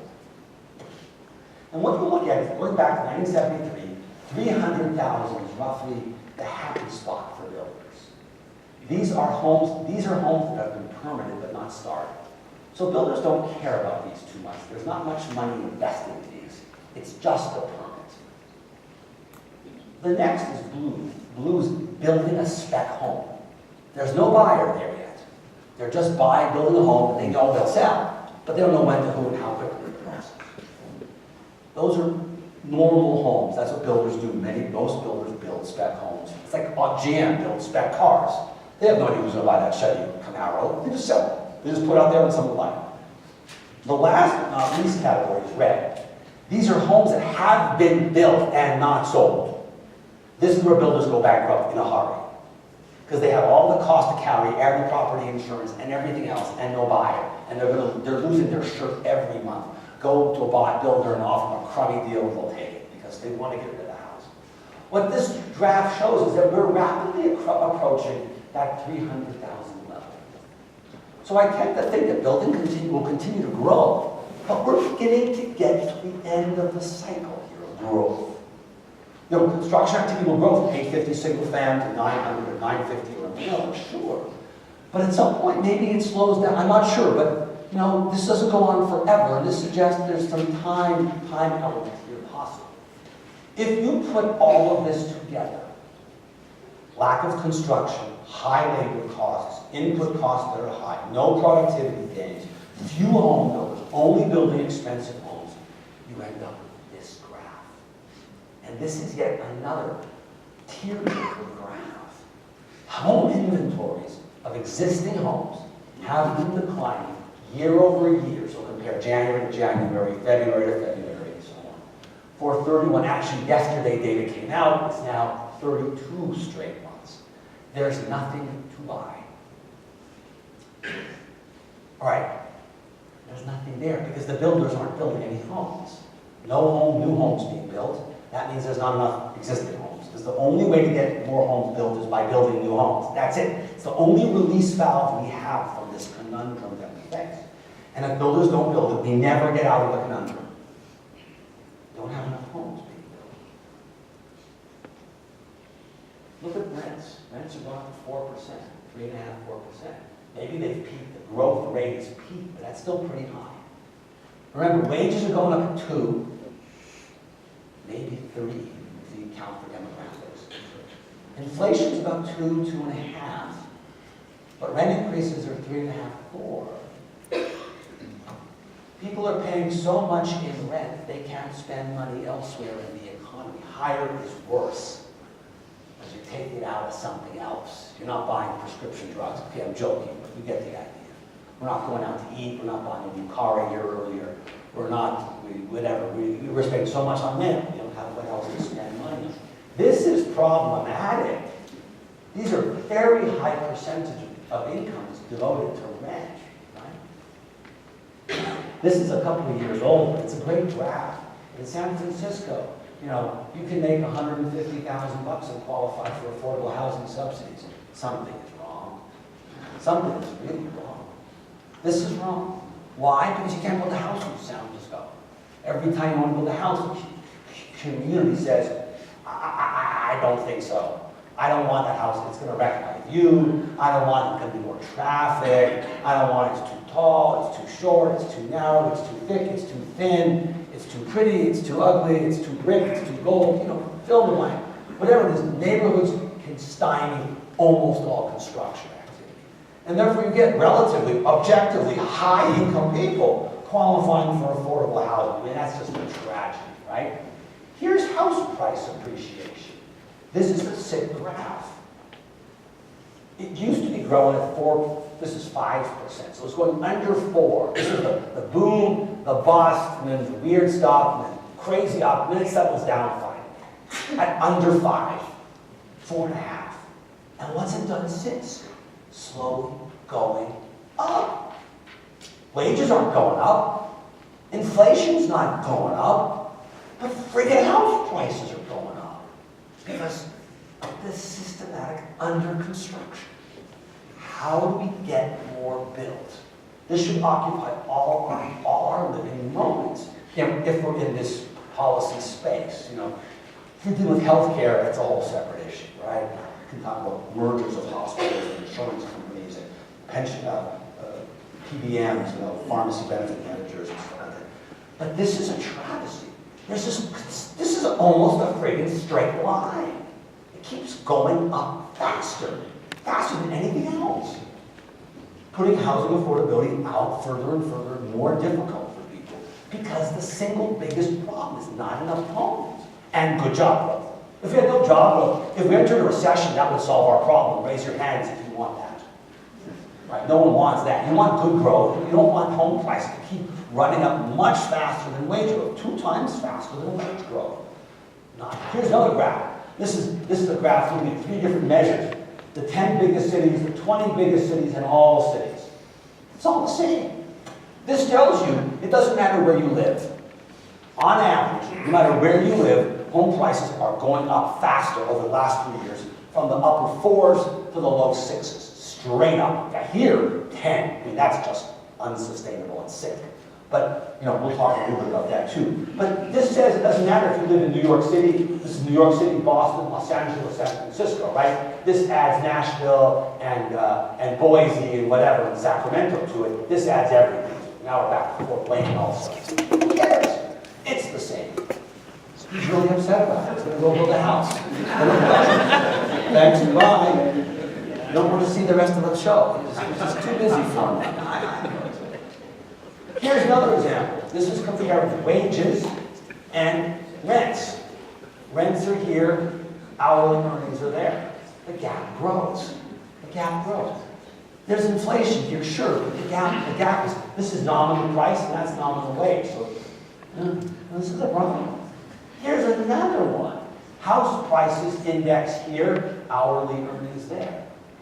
This gap is getting to be almost as big as it was there. There's a big difference now. If there's no credit bubble. There's no credit bubble.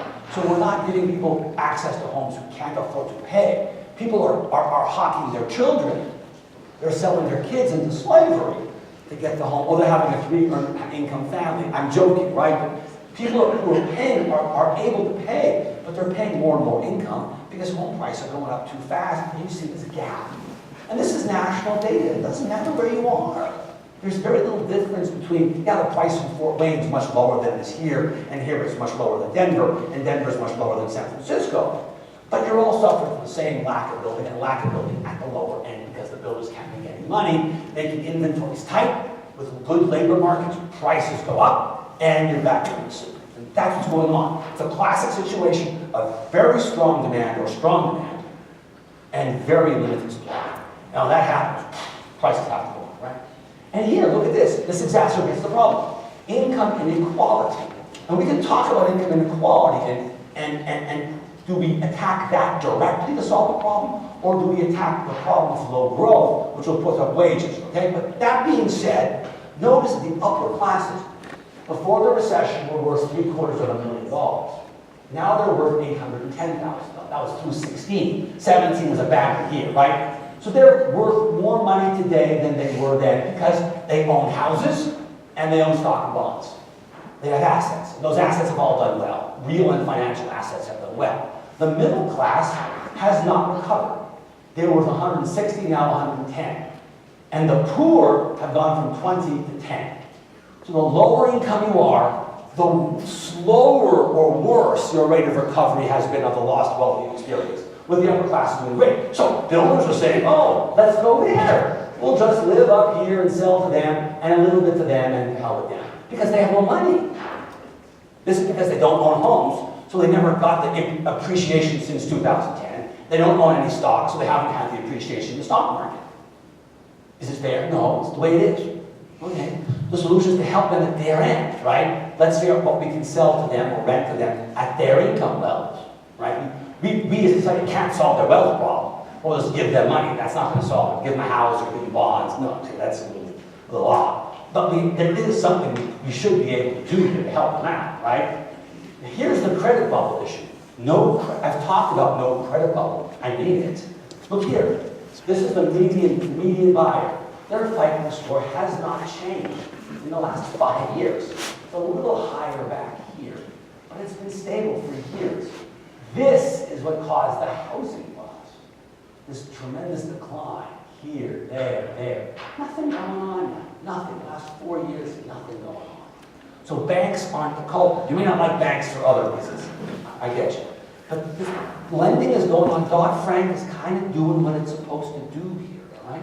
That's good news. No bubble. And last but not least, I have a couple slides, and then we'll change topic a bit here. We'll talk about regulation stuff.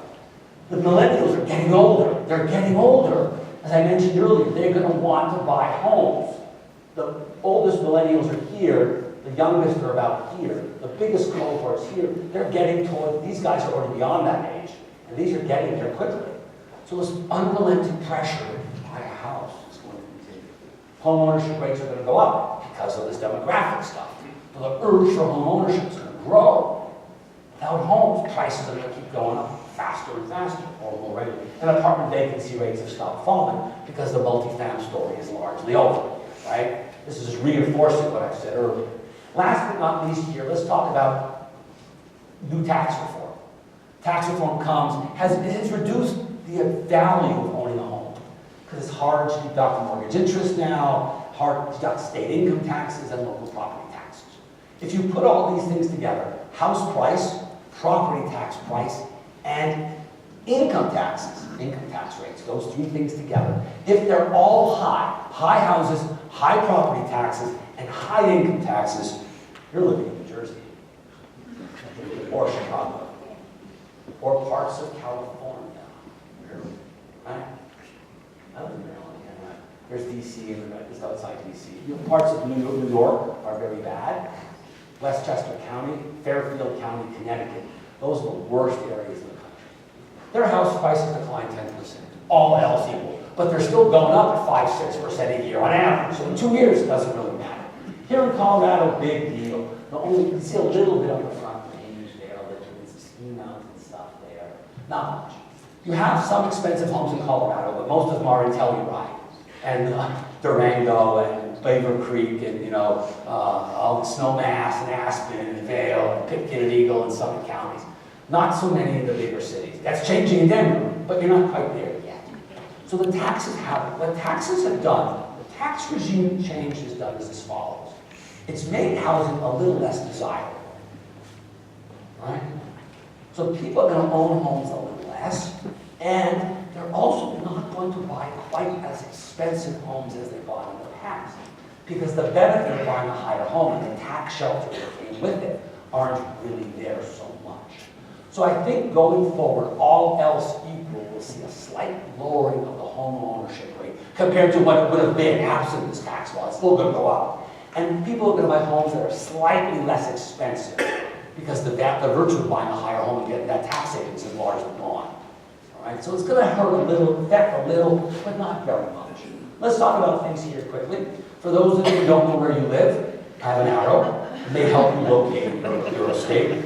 Your state's a great state. It's the only state that's a square, essentially. Right? Utah has a little poke with Wyoming. Wyoming also, only two that have every single straight line. Well, it's New Mexico, but they have a little corner there or whatever. So you're fine. Leading economic indicators are terrific. You're fine. There's no problem. The West in general is doing very well, right? There's no real problems, except for Montana. Who cares? No one lives there. It's like Bloomfield County or something, or Jefferson County or something. No one lives there. Maybe the whole state's smaller than Colorado Springs. But the whole West is really very strong. It's great, right? Unemployment here is remarkably low. Remarkably low. So again, you're not going to find salvation anytime soon here with employment workers coming on board. In terms of unemployment rates, this is just ridiculous. This is El Paso and Teller. I know Teller's much smaller than El Paso.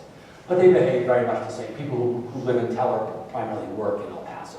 Or live off people who work and sell sandwiches at lunch or something. I'm not being, But this is amazing. We went from high unemployment above national average, certainly in Teller a little bit, to now very low levels of 3.5. This is ridiculously low. Anything below 4.5 is already very, very low. So you're experiencing already the impact of very low inflation. One. This is housing starts. Interestingly enough, they're not bad. They're not terrible. Your peak was here, right? There wasn't much of a peak in Colorado in general in housing boom, right? But nonetheless, you're getting close, but you're not building enough homes, that's for sure. Not enough homes. Look at the home price appreciation. Now, part of this is driven by debt growth, over which you have no control. But that having been said, to just sit back and accept this ultimatum from Denver is not particularly advantageous to you, because you will become a very expensive city just by saying, well, you know, nothing I can do about it. It's people moving in from Denver, driving south on 25. I have nothing I can do about it. They're moving to Castle Rock and they keep moving further south. Yeah, it's true, but you're not defenseless. We're not all victims here, right? Don't play the victim card. Think about what we can do to talk. Mr. Mayor, you spoke about that in your presentation. You know, it's coming from people moving south from Denver. But this is exceptionally rapid housing price appreciation. It's a little scary. Again, banks aren't doing dumb things here, so I'm not worried that there will be a housing bust of any sort. No, but unaffordability is getting ahead of ourselves. This is the same graph. This is the same graph as this. But now I've showed you annual change, not total. And you can see this most recent uptick here. You can see it. Look at that. You've had, since 2012, meteoric change in house price appreciation. It's unrelenting and very strong. They were still declining as recently as the end of 2011, maybe beginning of 2012, end of 12. And since then, just they're rocketing. This is wow. I looked back, woo, very interesting. And population growth. Last but not least, let's talk about a couple of that. Population growth. So this is 1% right here. Right? El Paso is what matters. That's the big county. Hell, it's about 30,000 people. El Paso. El Paso's growth, if you look at this graph, you know, for a moment it was below 1% here, there. That's it. It never gets below 1%. I hear there's an amendment that's being talked about around Colorado, around here. It's Colorado Prop 66 or Initiative 66 or something that says we want to cap home construction starts or permits or whatever it is. I don't know exactly the technological lingo you're using, legal lingo, at 1%. Why? Why 1? Why not 0.5%? Why have any starts at all? If you don't like them, stop them. And if you like them, have more. There must be a rationale of 1%. I don't know what it is. It's a nice number, it's a round number, it's even, it's convenient. But your population growth exceeds that by quite a lot. You're consistently 1.5%. At a minimum, do 1.5%. I mean, if you do 1% in this situation, that's a carburetor. You're just going to drive home prices up faster. Because folks are moving here. It's a nice place to live. If you think you can keep people away by imposing artificial barriers like not building roads or having artificially high house prices, think again. DC's tried that. We've done everything we can to discourage folks from moving there. It's done no good. Our roads are horrible. Traffic is unbearable. House prices keep going up and the population keeps rising because it's a nice place to live. You may think they're crazy to move there, but that's a whole other thing. But people like it here. It's a beautiful place. Weather's good. It's warm. You can ski. You can hike. All the people come here now by choice.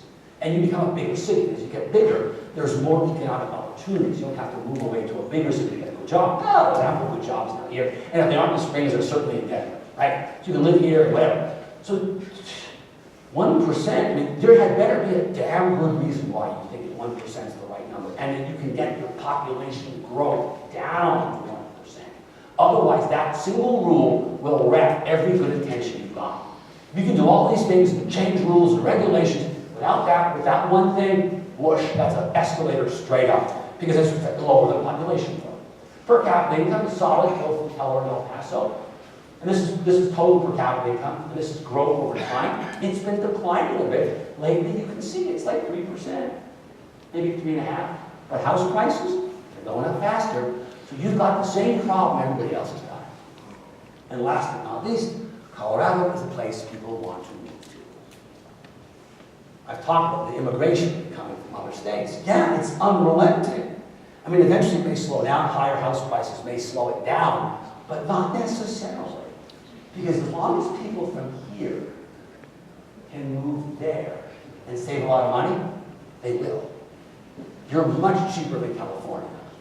So this unrelenting pressure from Californians coming here, people from Denver then moving here, the Californians move to Denver, the people from Denver move here, you have this conveyor belt of problems, right? And their home prices may largely determine what happens here, along with Nevada, Arizona, and Utah as well.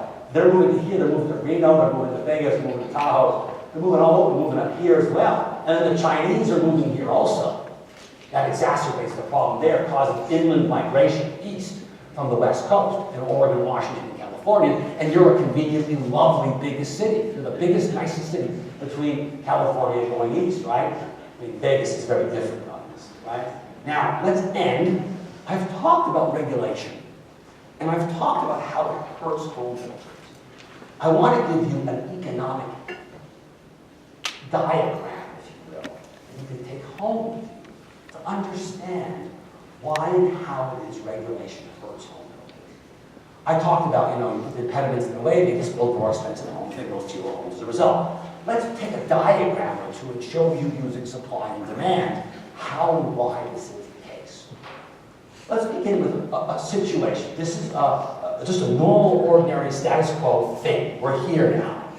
And now we impose a change of regime of some kind. I don't care what it is. It's inclusionary zoning, it's higher fees, it's larger setbacks, it's a newer residential code you have to build to. I don't really give a damn. It doesn't make any difference to me. It's something that builders notice. It raises the cost of building a home by, I don't know, $1,000, $2,000, $3,000, $4,000, $5,000, $10,000, some number, some noticeable number. When you do that, what happens? And the answer is that. That is what happens every time you impose burden on a builder. You may think the burden's worth it. Fine, great. But let's look at the impact of that burden.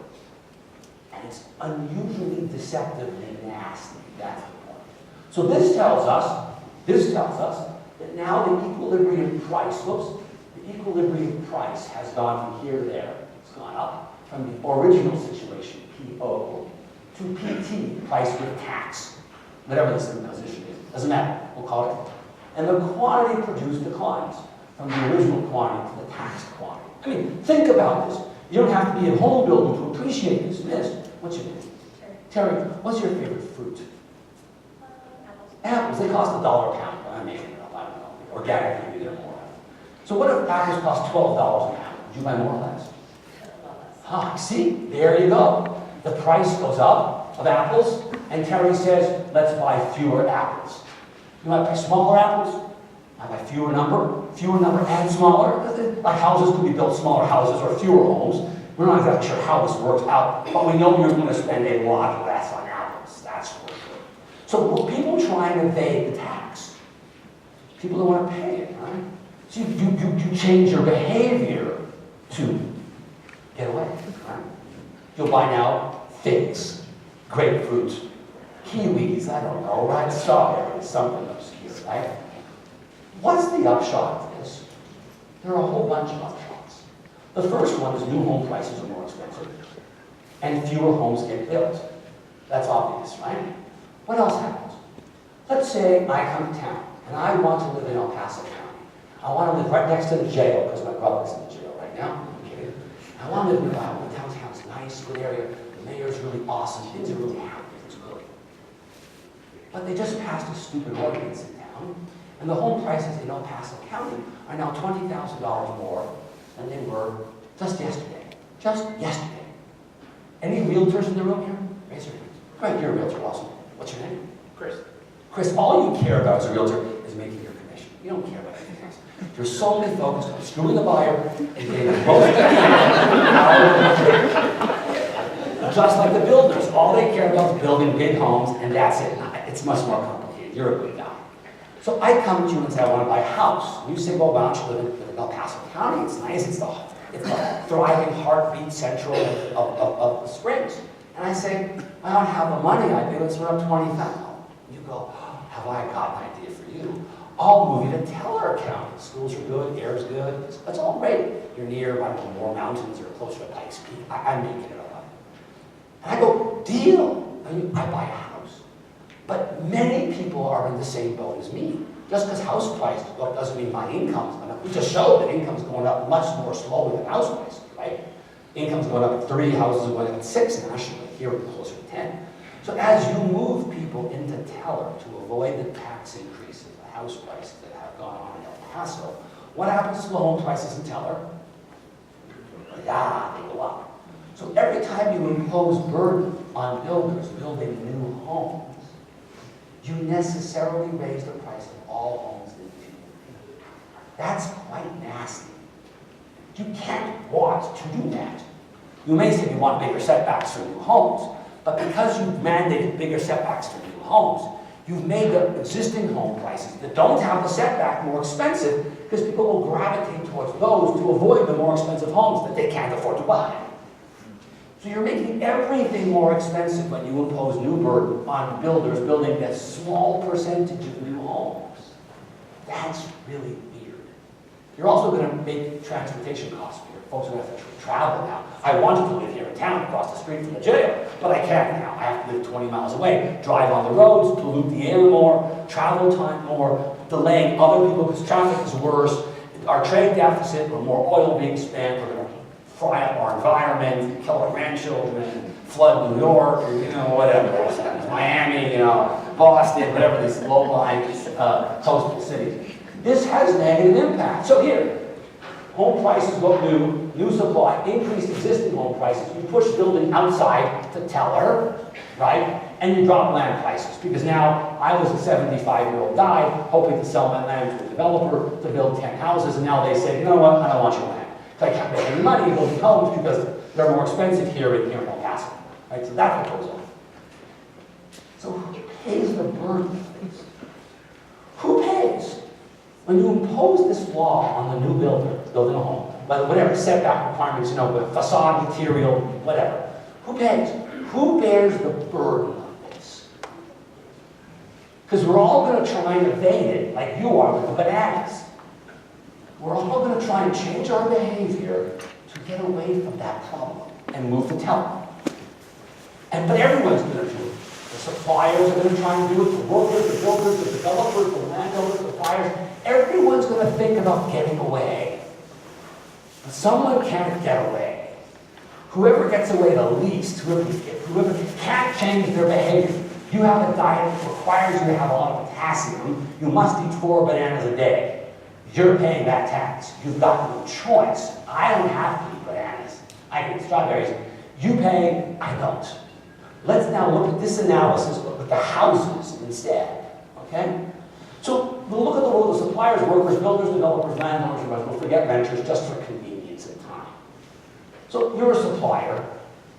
You're a supply factory company, right? I say to you, I'm building in El Paso County, but the houses they're more expensive, $20,000 more. What does a building package cost? Lumber and windows and doors and whatever I buy. You might say $60,000, right? I might say, you got to give me 10% off. Because I got to make money building here in El Paso, even though they have those crazy rules. And you'll say to me, you know what, Elliot, I'm sorry, I can't. Why don't you build in teller and it'll solve the problem? So you can get away from the tax by encouraging builders to build in teller. Maybe even opening up an office in teller to help builders build there, make it easier for them. How about a worker? You're a worker, you're a framing guy. You make $20 an hour, I'm making up a number. And I say, I want to build a home in El Paso. I believe in El Paso. I love the Springs. It's my home. I love it. I can't make any money. Can you cut your price by 10% to do me a favor? Because the city and the county, they're messing with us. And you go, let's see, my mortgage, it's not changing. School kids' tuition, not changing. Food costs, heat, rent, car payments, student loans, they're not changing. Dude, I can't cut my wage. My lifestyle depends on me making $20 an hour.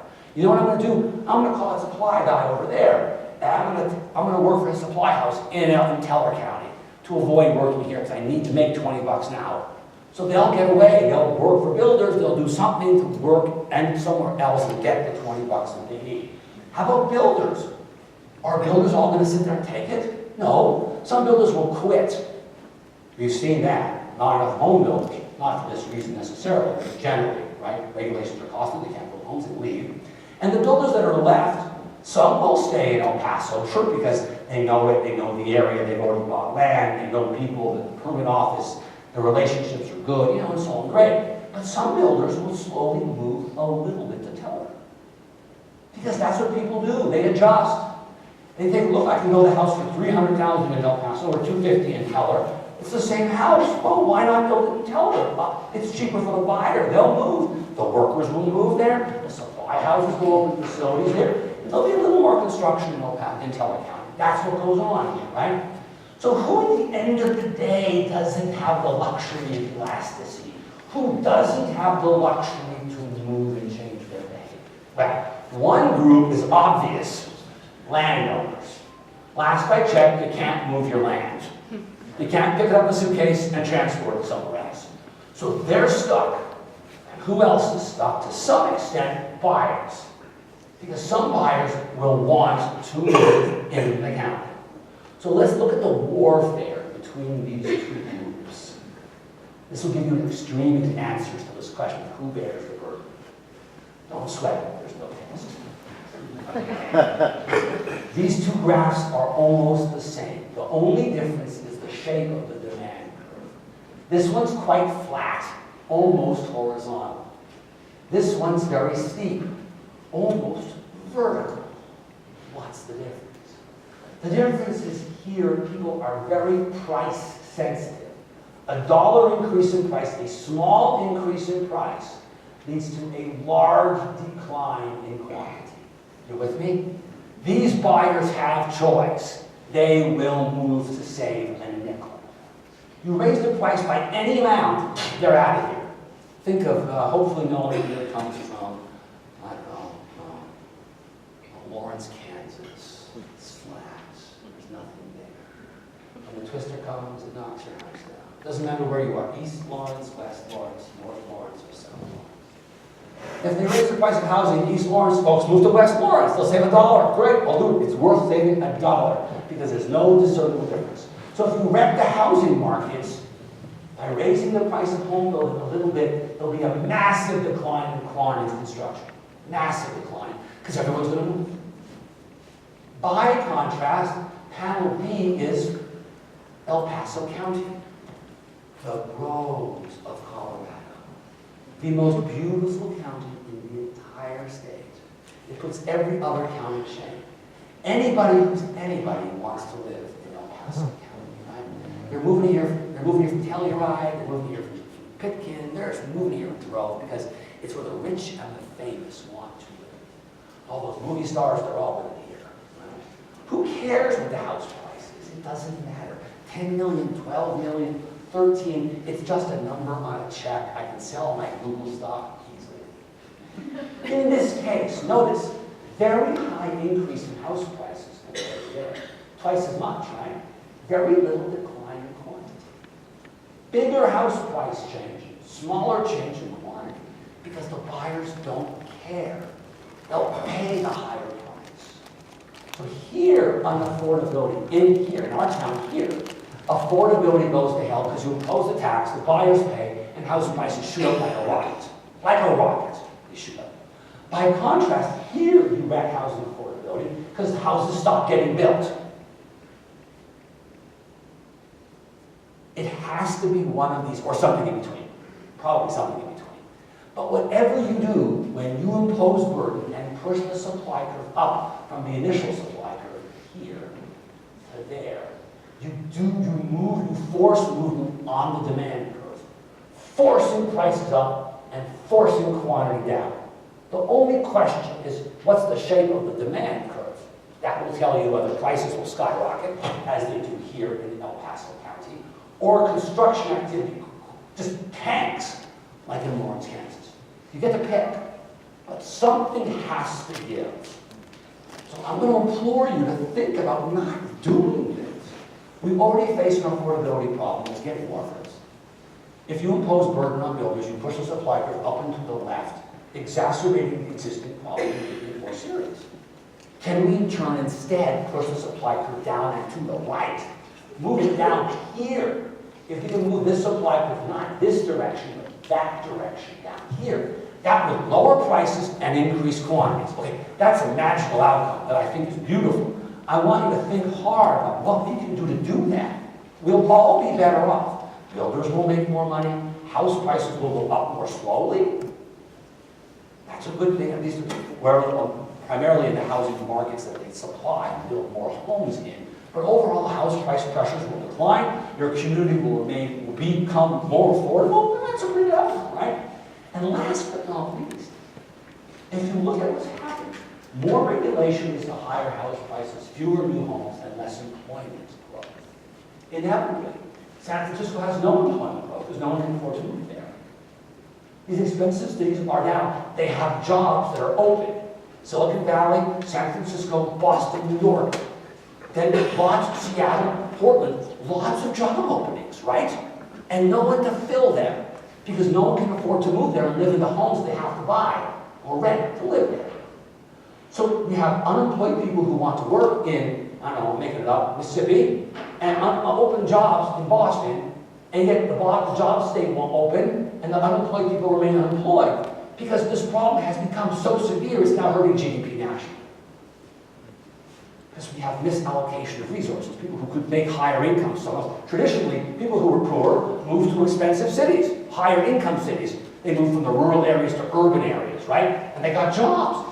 But now they can't afford to move. It's dampening GDP. And it's leading to less income conversions because poorer people can't move to higher cities where the job openings are because they can't afford to live there.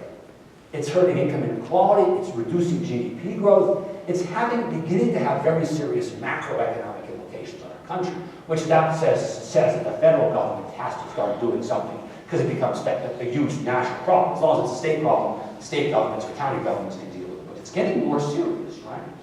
Let's talk about a few solutions. I'll leave you with these ideas and you can think about them and then we'll have a Q&A.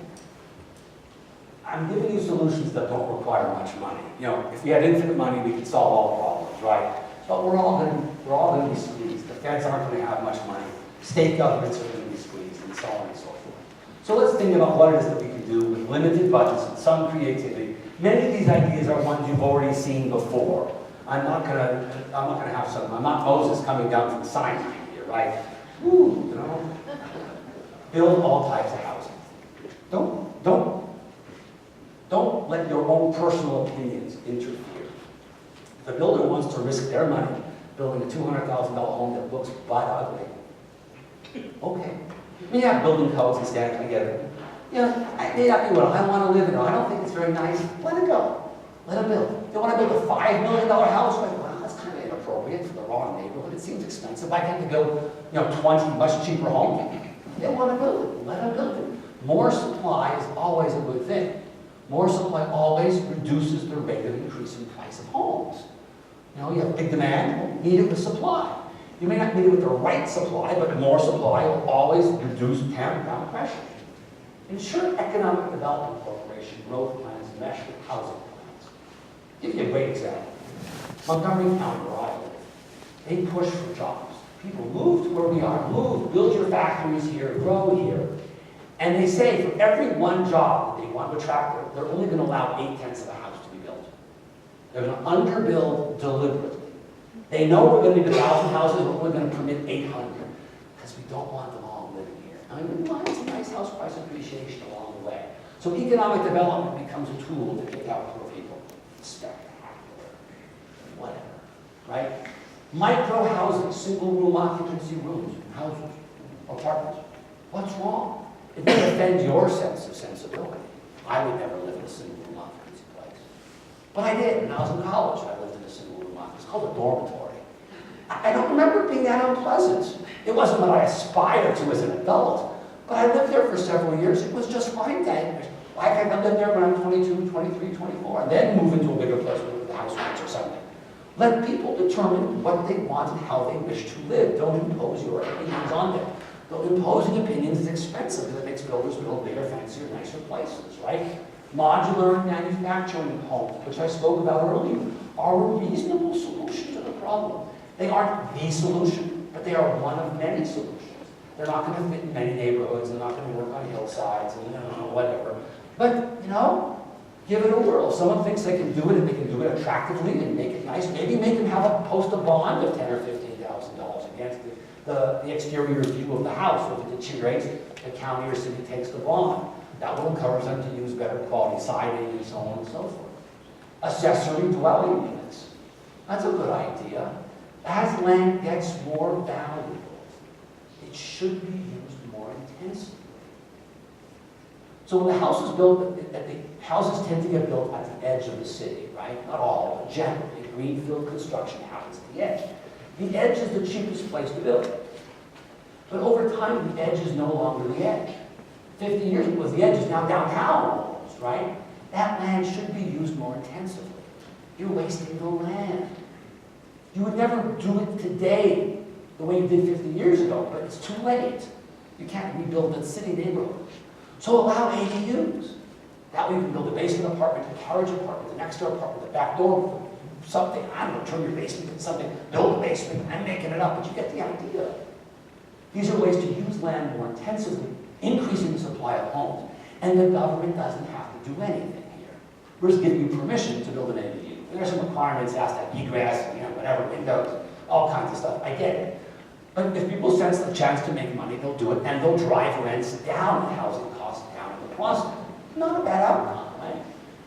Dynamic zone. Okay, this one's my own personal idea, and my offer remains. The first place to do it gets my services for free. No one's ever done it. It's a little harebrained, but it goes exactly back to the ADU issue.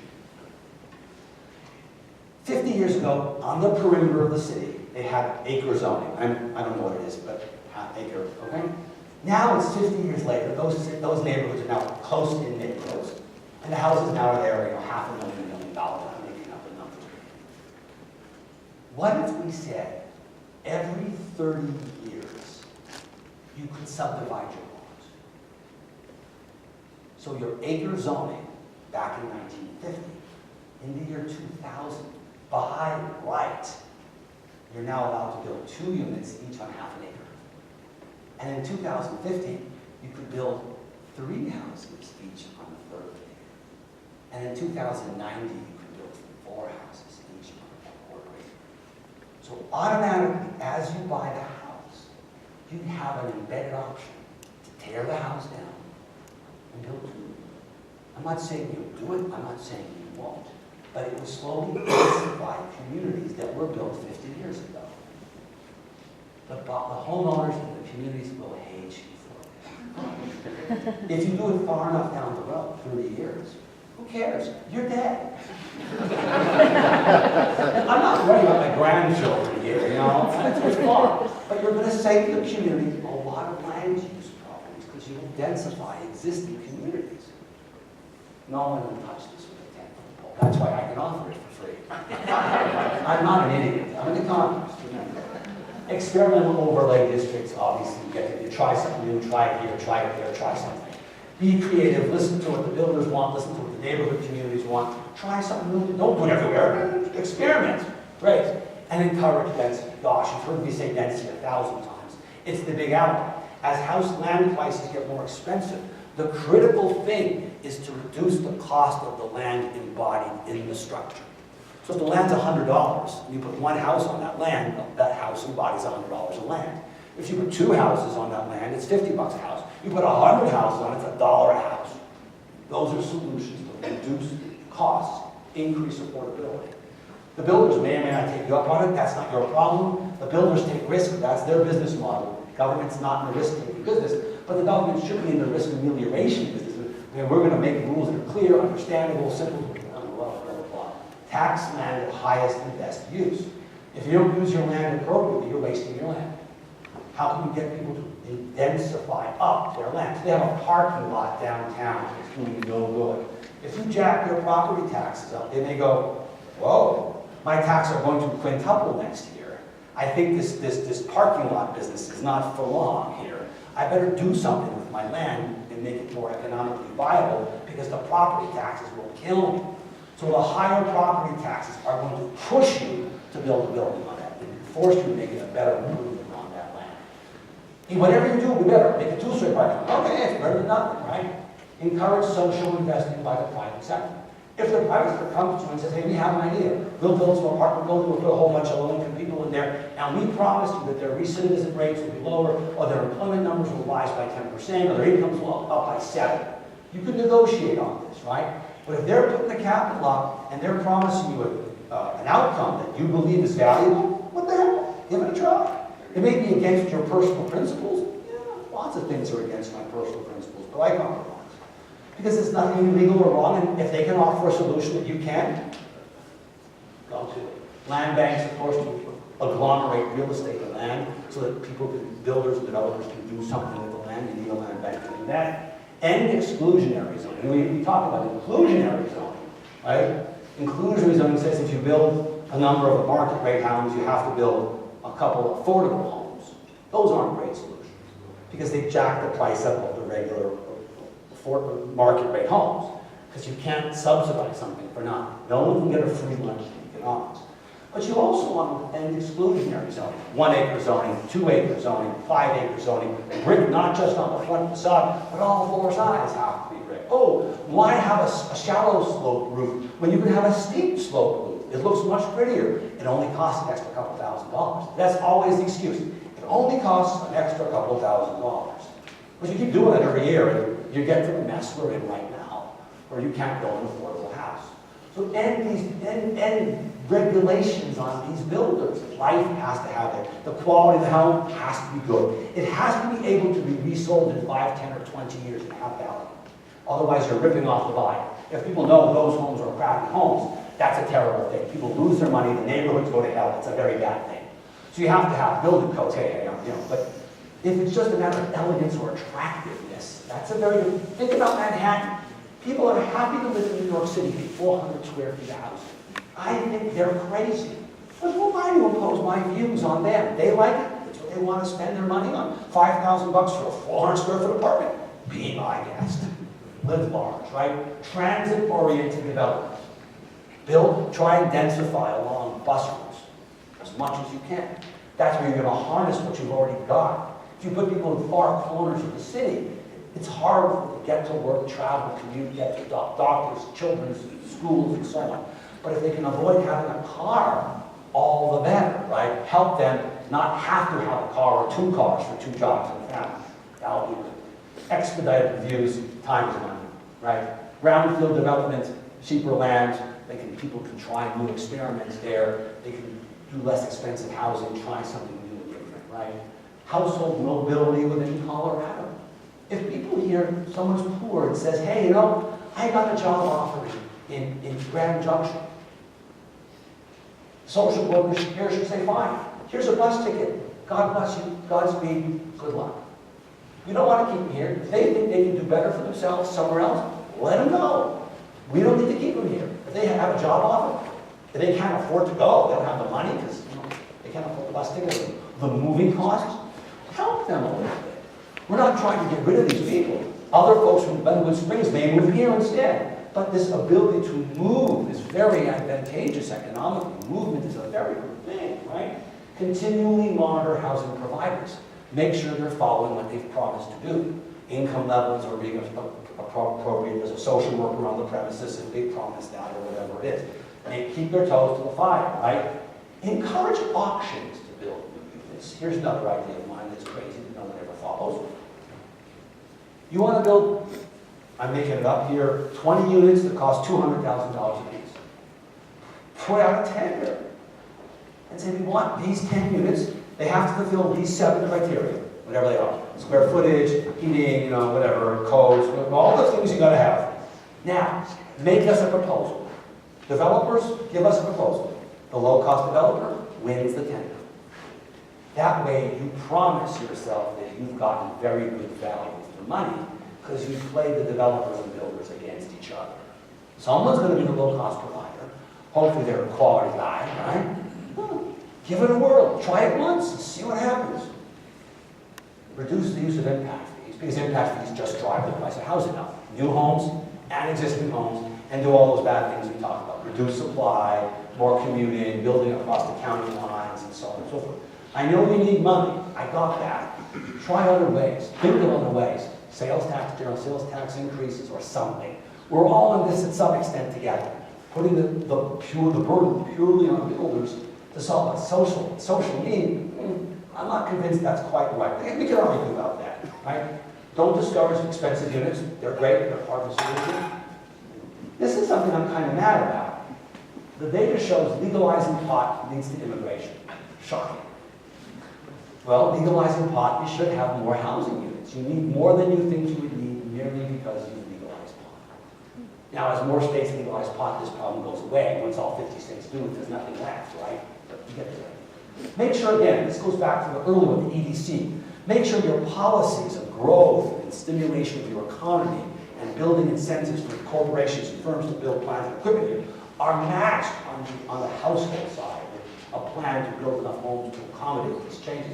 This was a state change, I realize, but nonetheless, you have to deal with it. And then publicize what we promised to do. Our aim in this rule is to not build 1,000 more units or not, is to reduce the price of rate of appreciation of homes by 10%, or reduce the homeless population here by 6%. Give us a rubric by which we can measure success. If you don't have a rubric, it's easy to be successful. Whatever you've done is success. You know, if you go into a car and have no plan, you will get there instantly. Oh, we're here. You know, you open the glove box, you pull out a map, a finger, and you've arrived. No, you have to have a plan. The plan won't necessarily work. Life isn't like that, I realize. But you have to at least aim for a goal. You have to, what's the goal? And have you achieved, or have you come close enough, or have there been circumstances that have intervened that have made it not possible? Those are all possible. I'm not saying you're going to hit your goal, but at least strive for something that we all can agree is reasonable, or that at least if you disagree with me, you know what I'm going to try to do. And if I get it, you might say, hey, I'm impressed. He accomplished what he tried to do, or came close or something. Work with the home builders and the realtors. Whether you like them or not, they're the folks who are going to help make this happen. They know, they have a better idea of what people want to buy or want to rent than anybody else. Realtors know it better than anybody. Builders are the ones who can actually build it and make money and put their money on the line to make it happen. They have a vested interest in being successful. Visitability and universal design are very important as we go forward. We're aging. We're going to age in place. We want to mitigate the cost of social work and all those things down the road, meals and wheels and all that stuff. Our society has become very overburdened with older people. We need to figure out a way, starting now, to think about how to deal with that. Keep people in their homes as long as possible. Don't bring them into institutions. It's much more expensive. Work with Habitat for Humanity. There's a number of groups that you talked about, Mr. Mayor, that talk about affordable housing and so on. One with a G, a local one with a G, an Italian sounding name, I can't remember. But there are lots of groups who work with them. They're not necessarily the solution, but they're part of the solution. Everybody's part of the solution here. There's no silver bullet. There really isn't. Densify suburbia. I've talked about that before. Think of ways you can do it. Maybe there's older developed homes that the owners will sell out. So you buy a couple of blocks, you tear the houses down, and you sell it at an auction to some developers and see what happens there. I have covered too much territory. We have spent a lot of time looking at a lot of issues. We've looked at macroeconomic issues, which are by and large very good, except for wage issues, which are not going up that fast. Wages aren't going up that fast. We've talked about the housing market and how we have structural problems in the housing market. We don't have enough homes being built. And therefore, inventory shrink, house prices decline, because job growth remains very good. It's not as good as it was, but it's very good. These problems are pervasive. We've talked about the regulatory impacts on home builders. When you impose burden on builders, you push their supply curve up and to the left, causing fewer homes to be built at a higher price. And that's exactly what's happening across the country today. That upward shift in the supply curve is happening on a regular basis everywhere. That's why the proverbial Fort Wayne example exists, where homes there should be cheap, and they're not. Because they also have the same, in many cases, regulatory burdens that you guys do. We've also talked about a bunch of solutions. There were a lot of solutions proposed. You're not going to like all of them. You'll like one or two, and you'll like one or two, and you'll like one or two. What I challenge you to do as a community is to look at that list and say, there are 30 ideas. 20 of them are stupid, 5 are not possible. But 2 or 3, they're pretty viable. Let's push on those. We can agree as a community to push on those 7. That would be a lovely start. The problem didn't get bad overnight. It won't go away overnight. But we are not victims. We're not just living at the whim of people moving from California, Denver, here, whatever it is. No, we can form our own fate to some extent. Seize the bull by the horns, that's a good Western expression, I guess. See what you can do to change the outcome here a little bit. It's hard, it's not easy, and I will throw in a good word for your mayor here. The political pressure on elected officials is very, very serious. They may want to help you. They may know it's the right thing to do, but it's hard. It's very hard. They hear it from constituents every single day. You need to help them. They need to help you. But if you need collective group involvement from nonprofits, from elected officials, from everybody. The more people who go into it together, if you have the proverbial press release, when 20 people are there from different facets of the community, all saying we're going to do this, it reduces the pressure on any one actor in the game. If you rely on one person or one actor to do it, oh, it's easy for the mayor, he can just pass a law and it's done or something, that's pushing your luck. You have to work together to figure out how you can help the mayor, help elected officials, help the county officials, help everybody. Because then, it's like social security solutions aren't going to come from Democrats alone or Republicans alone. It's going to have to be a bipartisan solution. Otherwise, voters will punish the side that does the change. This is very much the same way. There's risk and there's danger involved here for a whole bunch of, for everybody involved. But if you all get there together, you can hopefully make it a little less painful to you. This is my name, email address, website, Twitter, cell phone number. Don't call me like midnight blues. If I can help you, I'd be happy to. I put out 70 words a day on economics. No graphs, no ads, no charts, no links, and no photos. If you want to sign up, you can give me your business card. You can go to the website, or you can take out your phone and text the word bow tie with no hyphen or space, or suppress the spell checker, to the 5-digit number 22828. And we'll then ask you a second later for your email address, and you'll hear from me every day at that email address around 10 o'clock at night. It's now 10:30. I am happy to now take any questions that you've got for as long as you want. I'm here to be as helpful and as supportive to you as I possibly can. And I hope I've given you some ideas and challenged you on some others. And thank you very, very much.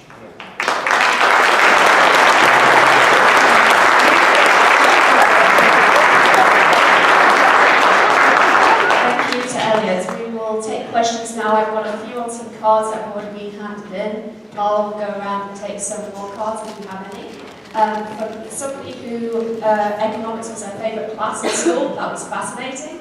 I'm sure not everybody's in that same boat, but I hope you all found it equally fascinating. I have one question to start with.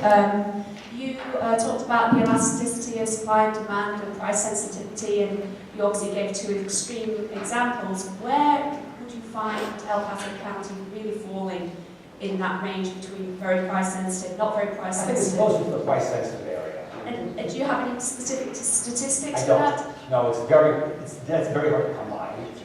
With enough work and consulting, you can do it, but it's work. But I don't think people, like most people, they want to come for a front range. So people move from somewhere, they don't, within the limits, they don't care too much what they do. They want to find a nice house in some horrible neighborhood. That's their case. So I think people are generally relative on price. We get price insensitivity. So the very steep one in places like resort towns. So they tell you, like, oh, I've got to live here. That's really good. And even there's competition with resort communities. Any questions from the audience? You can put your hands up if you want to as well. And in the meantime, while you're thinking about that, I'll ask one more question from the card. You say that we're not building enough houses. So what should our goal be? How many houses should we be building in El Paso County compared to what we're building now? It should certainly be based on population growth, employment growth. Those are numbers that would be good things to look at.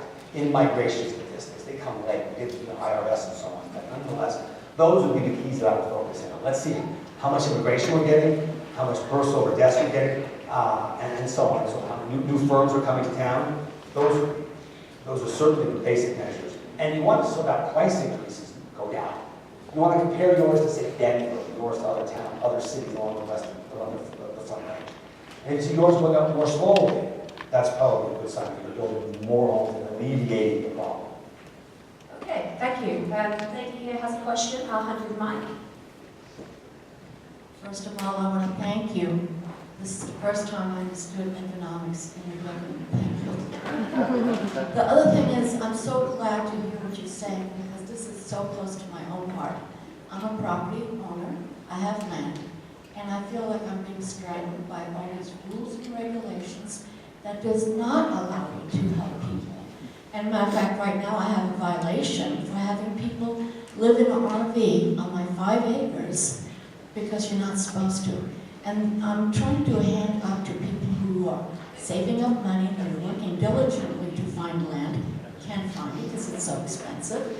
I have land in the city and the county, and it's amazing. I can talk to the city about what I want to do, and they listen, they don't charge me. The county wants $400 just to sit down and talk with them. The fees for me to divide anything takes me out. So I'm a small person, physically and structurally. But I do have, and I'm very nervous about talking about this, but, I allowed some people, a husband and wife, who had an RV living in a parking lot of a church for 2 weeks. I brought them to my land. And I didn't even know that was a bad thing to do. Band together with, making the world a better place on your own is a lovely idea, but yeah, you gotta follow the laws and rules. But we can try and change them too. Get involved, I can't say this enough, get involved with whoever is realtors, builders, associated builders and contractors, and somebody, and with numbers, people pay attention. If one person, your influence is minimal. With a bigger group, it grows much faster. And they can't solve the world's problems either, but your chances of getting some relief, regulatory relief, is much higher if you bring 100 people to the table and say, hey, we'd love to allow RVs on our property, don't penalize us for the privilege. I understand. But hey, life's choice. I don't want to sound like I got my own problems too. I get it. Any other questions from the audience? Scott. Microphone is coming down to you. Hi, Elliot. Thanks for being here. A pleasure. There's an insidious thing that is also going on. I mean, you talk about how, because of the price of housing, the cost of building housing, we're building fewer and fewer lower income houses.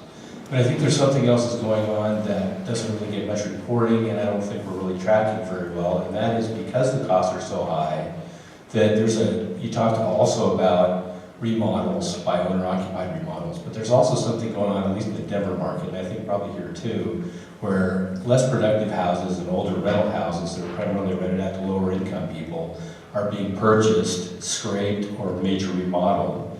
So we're kind of helping fill the housing need, for people who want to live in. So this is gentrification that's taking place, I think, at a much larger scale than we fully believe. And I think this limited growth initiative is going to put that on steroids. Oh, I agree with you. So so we're working really hard on trying to create low-income housing, but on the other hand, we're pulling it out of the market at the same time, but we're not paying attention to it. I couldn't agree with you more. I'll give you an anecdotal story from where I live. I live in Montgomery County, Maryland. It's the county that I think invented inclusionary zoning. We have, I think, 30,000 units of affordable homes. Well, they were built affordable through the inclusionary zoning rules. We have a massive housing problem because it doesn't work. It just doesn't work. This cap of 1% will not solve your problem. It's a feel-good thing. It has some visual appeal or some common sense nature appeal. But it cannot solve your problem unless you can put a fence around your city and prevent people from moving in, unless they have a voucher to buy a home and rent a home. They try that in China, and it causes all kinds of massive problems, and massive home price appreciation. We have other issues going on, but part of it is this housing issues. No. Yes, we will improve the homes we have rapidly, and we'll drive rents and home prices. Is there any way of tracking that? I mean, it seems to be something, a metric that is very difficult to track, and we're not. Yeah, the problem there is generally trying to operationalize the regulations that are imposed. Because there are so many regulations, and they're imposed in very different ways. Oh, it's 1% here, it's 0.5% somewhere else. Housing market conditions. You need very good, high-quality data. It's very, very expensive to do it. There have been some attempts better than others, but most of them not been spectacular. The data sets have to be immense to accommodate all the possible machinations of these rules and regulations. So I have another question here from the audience on the card. It says, how can we really solve the problem of affordable housing until we define it? What are we trying to solve here? Is it transition from homelessness? Is it low-income affordability, workforce housing? What should our goal be as the industry and the government representatives here? Holy moly, I'm not a social worker. You're right. That's putting a lot of burden on a low-income economies. I think the single most important thing is to get the cost of rent down. That's the easiest thing to operationalize. Rents now are $400 for a one-bedroom apartment, $800 for another apartment. Let's try and get it down by 5%. There's inflation going on, input costs are going up, labor costs are going up, so you're never going to get it down. But let's get the trajectory from this slope to that slope, or that slope to that slope. If we build enough rental units, or whatever it is, we should be able to affect that. That would be a big success. And that's the right measure. It's not just building units. We don't care about how you build. If you're having massive immigration, you're going to have to build a lot of units. That's not going to solve it. It'll help. But the ultimate goal should be to reduce the price of rental housing at some level, or have it go up more slowly, or at least go up by inflation, or go up by wages. So it's not getting further out of reach. Any more questions from the audience? About that. Do you know what the forces or agencies were involved in the creation of Levittown? Wow, I am not. Those were built back in the 40s. Right. There was two Levittowns, one in Long Island and one in Pennsylvania. And they were the very first cookie-cutter communities built in the country. They were relatively small homes, 800, 900 square foot homes. They've, of course, over decades been changed and modified. They're almost recognizable now. But I don't know what was back then. There were almost no home building codes back then, I think. I have a complete loss. It's a great question. I can't answer it. I was just wondering if that could be duplicated today. It would be great if you could build homes that size and those densities. That would be spectacular to build. The problem is now the rules and regulations are so hard that they don't allow it. Back then, those were luxurious homes because they hadn't built homes during the war. So you had this huge pent-up demand for homes, right? It hadn't built from the late 30s or early 40s when the war in late 41. So you had huge pent-up demand. New street roads were being built, so it was a very propitious time. But yeah, that would certainly be high density, small sizes. Thank you. Thank you. We have a question from Councilmember Geisman. One of the, I'm not even going to try that one again. One of the questions that you talked about was making sure that economic development doesn't focus simply on jobs.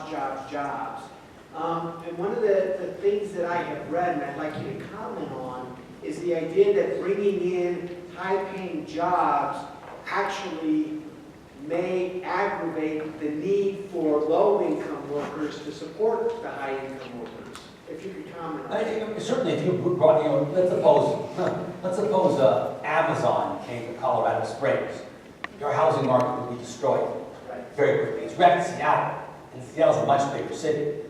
They're talking about moving to DC. It's like I would personally love that as a homeowner. My price would go up. It would not because the city had so many jobs. It would be very destructive. We couldn't possibly accommodate growth and demand in any shape or form. It would overwhelm us, overwhelm any solutions we offer. So they give you a carrot and stick. So yeah, certain. But that having been said, you want to have a vibrant economy.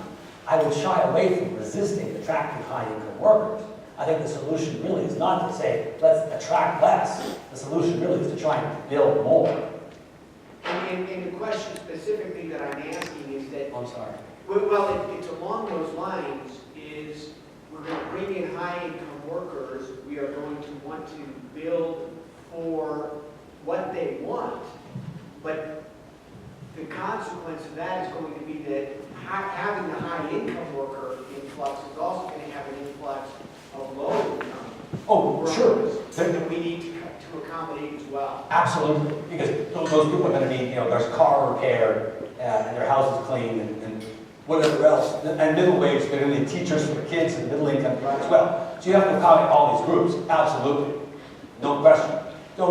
If you bring in these high wage income people, don't just say, oh, we're going to need an extra 1,000 big fancy homes. The builders will take care of that. Right. It's the middle and lower income homes that are not going to be potentially provided by the market forces. Hopefully, we can change that dynamic and encourage the builders to build those lower priced homes and rental units at the lower end. Yeah, absolutely, 100%. I'll be happy to stay around if you're nervous to Any more ask questions? questions. This gentleman here. So I think probably most of the people in the room would agree that the regulatory burden is a big culprit. How can communities address that in an environment where people are so lacking in trust, whether it's builders, the financiers, the builders, whoever it is? So that, of course, breeds a regulatory expansion. God bless you. Next question.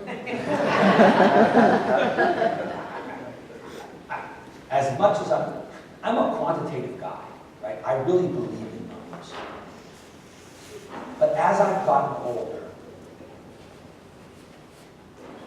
I firmly believe in the job of community and social workers and emotions and politics. Numbers aren't going to win the day. They're not. It's part of the story, but it ain't the answer. In a case like yours, it really takes everybody getting involved together to overcome this institutional mistrust, or whatever you want to call it.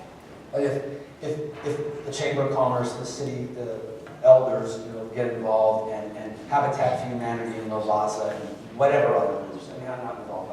I'm not a team player. It's not my game. But it takes all those groups together. It says, hey, this is a document that we're all going to stand behind. This is a document that we believe is right. We're going to aim for these 3 or 4 things. We're going to push hard. That should alleviate at least general mistrust. Get the big group, get as big a group as you possibly can. It means you have to make more unpleasant compromises to get the bigger group. I get that too. Alone, we can solve the world's problems instantly. But that's not going to work either. It takes slogging together to build a coalition. It's hard work. Yeah, it's not something I know how to do. I'm an economist, right? But I appreciate very much the role that these groups play in this game that we're in called life, in this area we're called home building. It's hard. It's visceral. People don't like having a home built next door to them. But if they realize that everyone's going to have a home built next to them, or that it's providing a really public good, and everybody's involved in it, their reluctance may be reduced. And that may be the best we can possibly hope for. It's a good day, but you have to have the politics and group involvement collectively in it. Sorry, I didn't give you a better answer. More questions? Gentlemen, up there. I wish you to bring the microphones in, because apparently it won't record properly. We don't have the microphones for the questions. I was going to ask, do you have any examples from other cities that have incorporated, say, 5 of your suggestions? And do you know if they provided any tracking, or they share that type of data, so cities like us can leverage those best practices and look at the evidence of how they implemented different types of strategies? Great question. No. All right, well, And I'm not an expert in the implementation of these policies, right? The builders might know more. They may follow it a little more closely than I do, because that's what we do for a living. They live in a guide to change the rules. There have been some communities that have reduced some burden. They've gotten away from inclusionary zoning. There are a bunch of cities, I can't remember them offhand, but there are a dozen or 2 that have done that. But it's so complicated an issue, and there's other regulations that can come, and then there's people moving in from out of town that can overwhelm these benefits.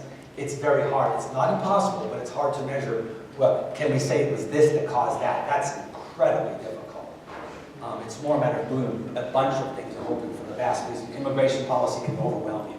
Right? Not policy, but just people moving in. I mean, look at Vancouver, Canada, right?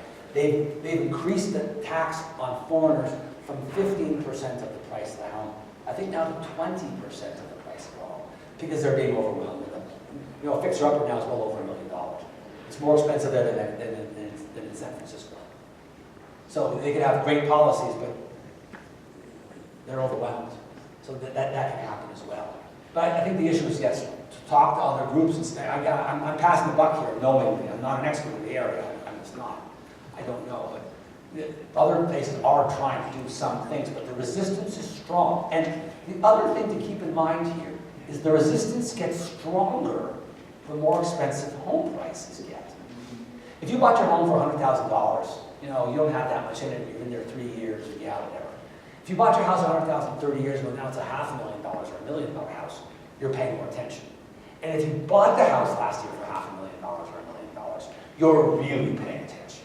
And the resistance, the urge to stop construction is very powerful the more expensive the homes are. So this increase in home prices in and of itself acts as a very destructive catalyst, or carburetor, fuel injector, or carburetor, making the effect more powerful.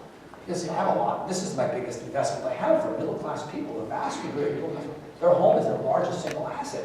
They don't want to see anything come that's going to hurt their value of the property, which makes them be more and more and stronger. Richer people buy insurance, poor people go to war. All right? Buying insurance for middle-class and upper-class people who have homes is no home construction. That's their insurance protection, that their home price will stay doing well. This is not something that they're naturally going to need to say, oh, what a great idea. We have to sell it on them in some shape, way, or form. Not disingenuously, right? But hey, we want a vibrant community. We want our children to live here. They will not be able to afford to live here if we follow this path. My daughter's 19. She'll finish college in 3 years. She'll get a grad degree, and then she'll say, hey, Papa, I want to live near you in Washington. Can you give me $300,000 for a deposit? Oh, yeah, that's fun. Let's put you through college, and I got to buy you a house? I don't think so. You know, bring it to them in that way, and they'll say, oh, that's cool. Or bring someone who's just makes just a little too little income to buy the house. And have them testify and say, geez, if that house was $5,000 cheaper, I could have bought it. And I would have had a stable place, or rented that apartment, and would have had a stable place for my kid, and a better outcome for my wife and family. And so, because stability, housing is a key element in stability, and stability in turn leads to all kinds of social good things. We can argue home ownership or not, but having a safe place to live really matters.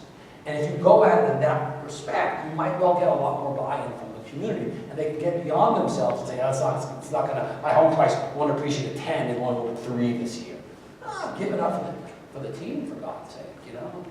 You could be able to be a little bit magnanimous once in a while if you see it's in your own interests to do. So, yeah.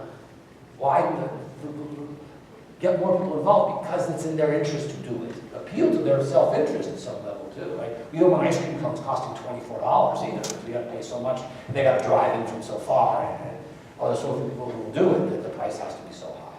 We have a service industry that requires low-income people. It's full, we have to somehow provide something for them.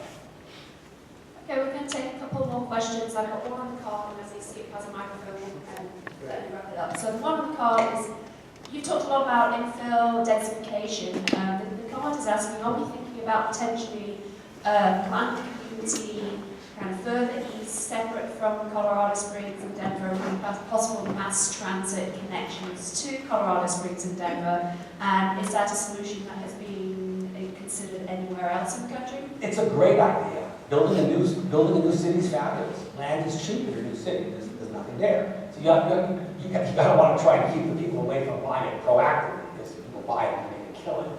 But nonetheless, if you can build a new city that reduces the pressure on the existing city, the periphery keeps getting bigger and bigger and bigger, and traffic gets worse and worse and worse. To the extent you can build a new city somewhere, fantastic if you can afford the infrastructure and all those things. But yes, that's a much cheaper way to accommodate more people than putting them in the periphery of a big city. You have to have more arterial roads and more freeways. It's much more expensive. Elliot, your concept of outcome zoning intrigued me. For many, many decades, we had, R1, R2, whatever it was, and then we came up with a concept of planned unit development, which was supposed to be able to allow us through planning processes meet certain requirements to meet the needs of the community. And then we've laced them with such minimal requirements, like the minimum area for a PUD is 5 acres. Well, where are we going to find 5 acres unless it's on the outskirts of town? The concept of the outcome zoning really, really intrigues me with the idea of taking even an infill situation and saying, we have a tendency to look at zoning as if we pass a zoning regulation, everybody in the world is going to want to do it.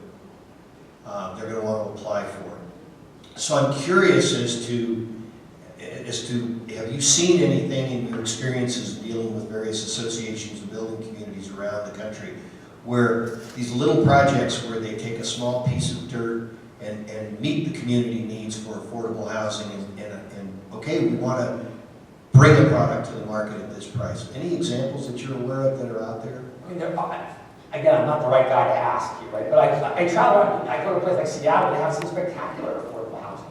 I travel around, I see lovely examples of it. You know, they built a community here or a community there. The problem is, it's never enough.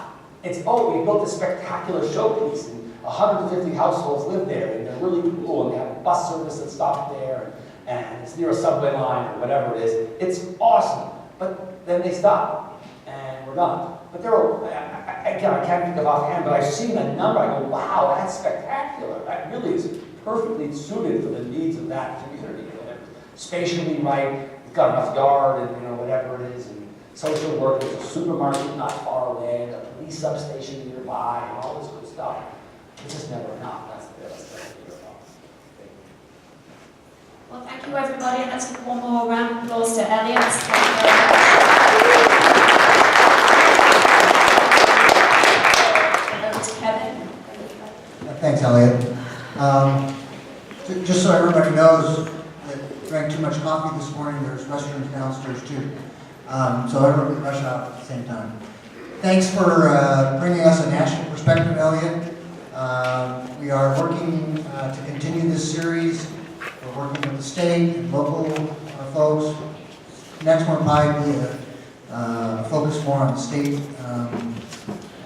efforts to deal with this affordable housing question.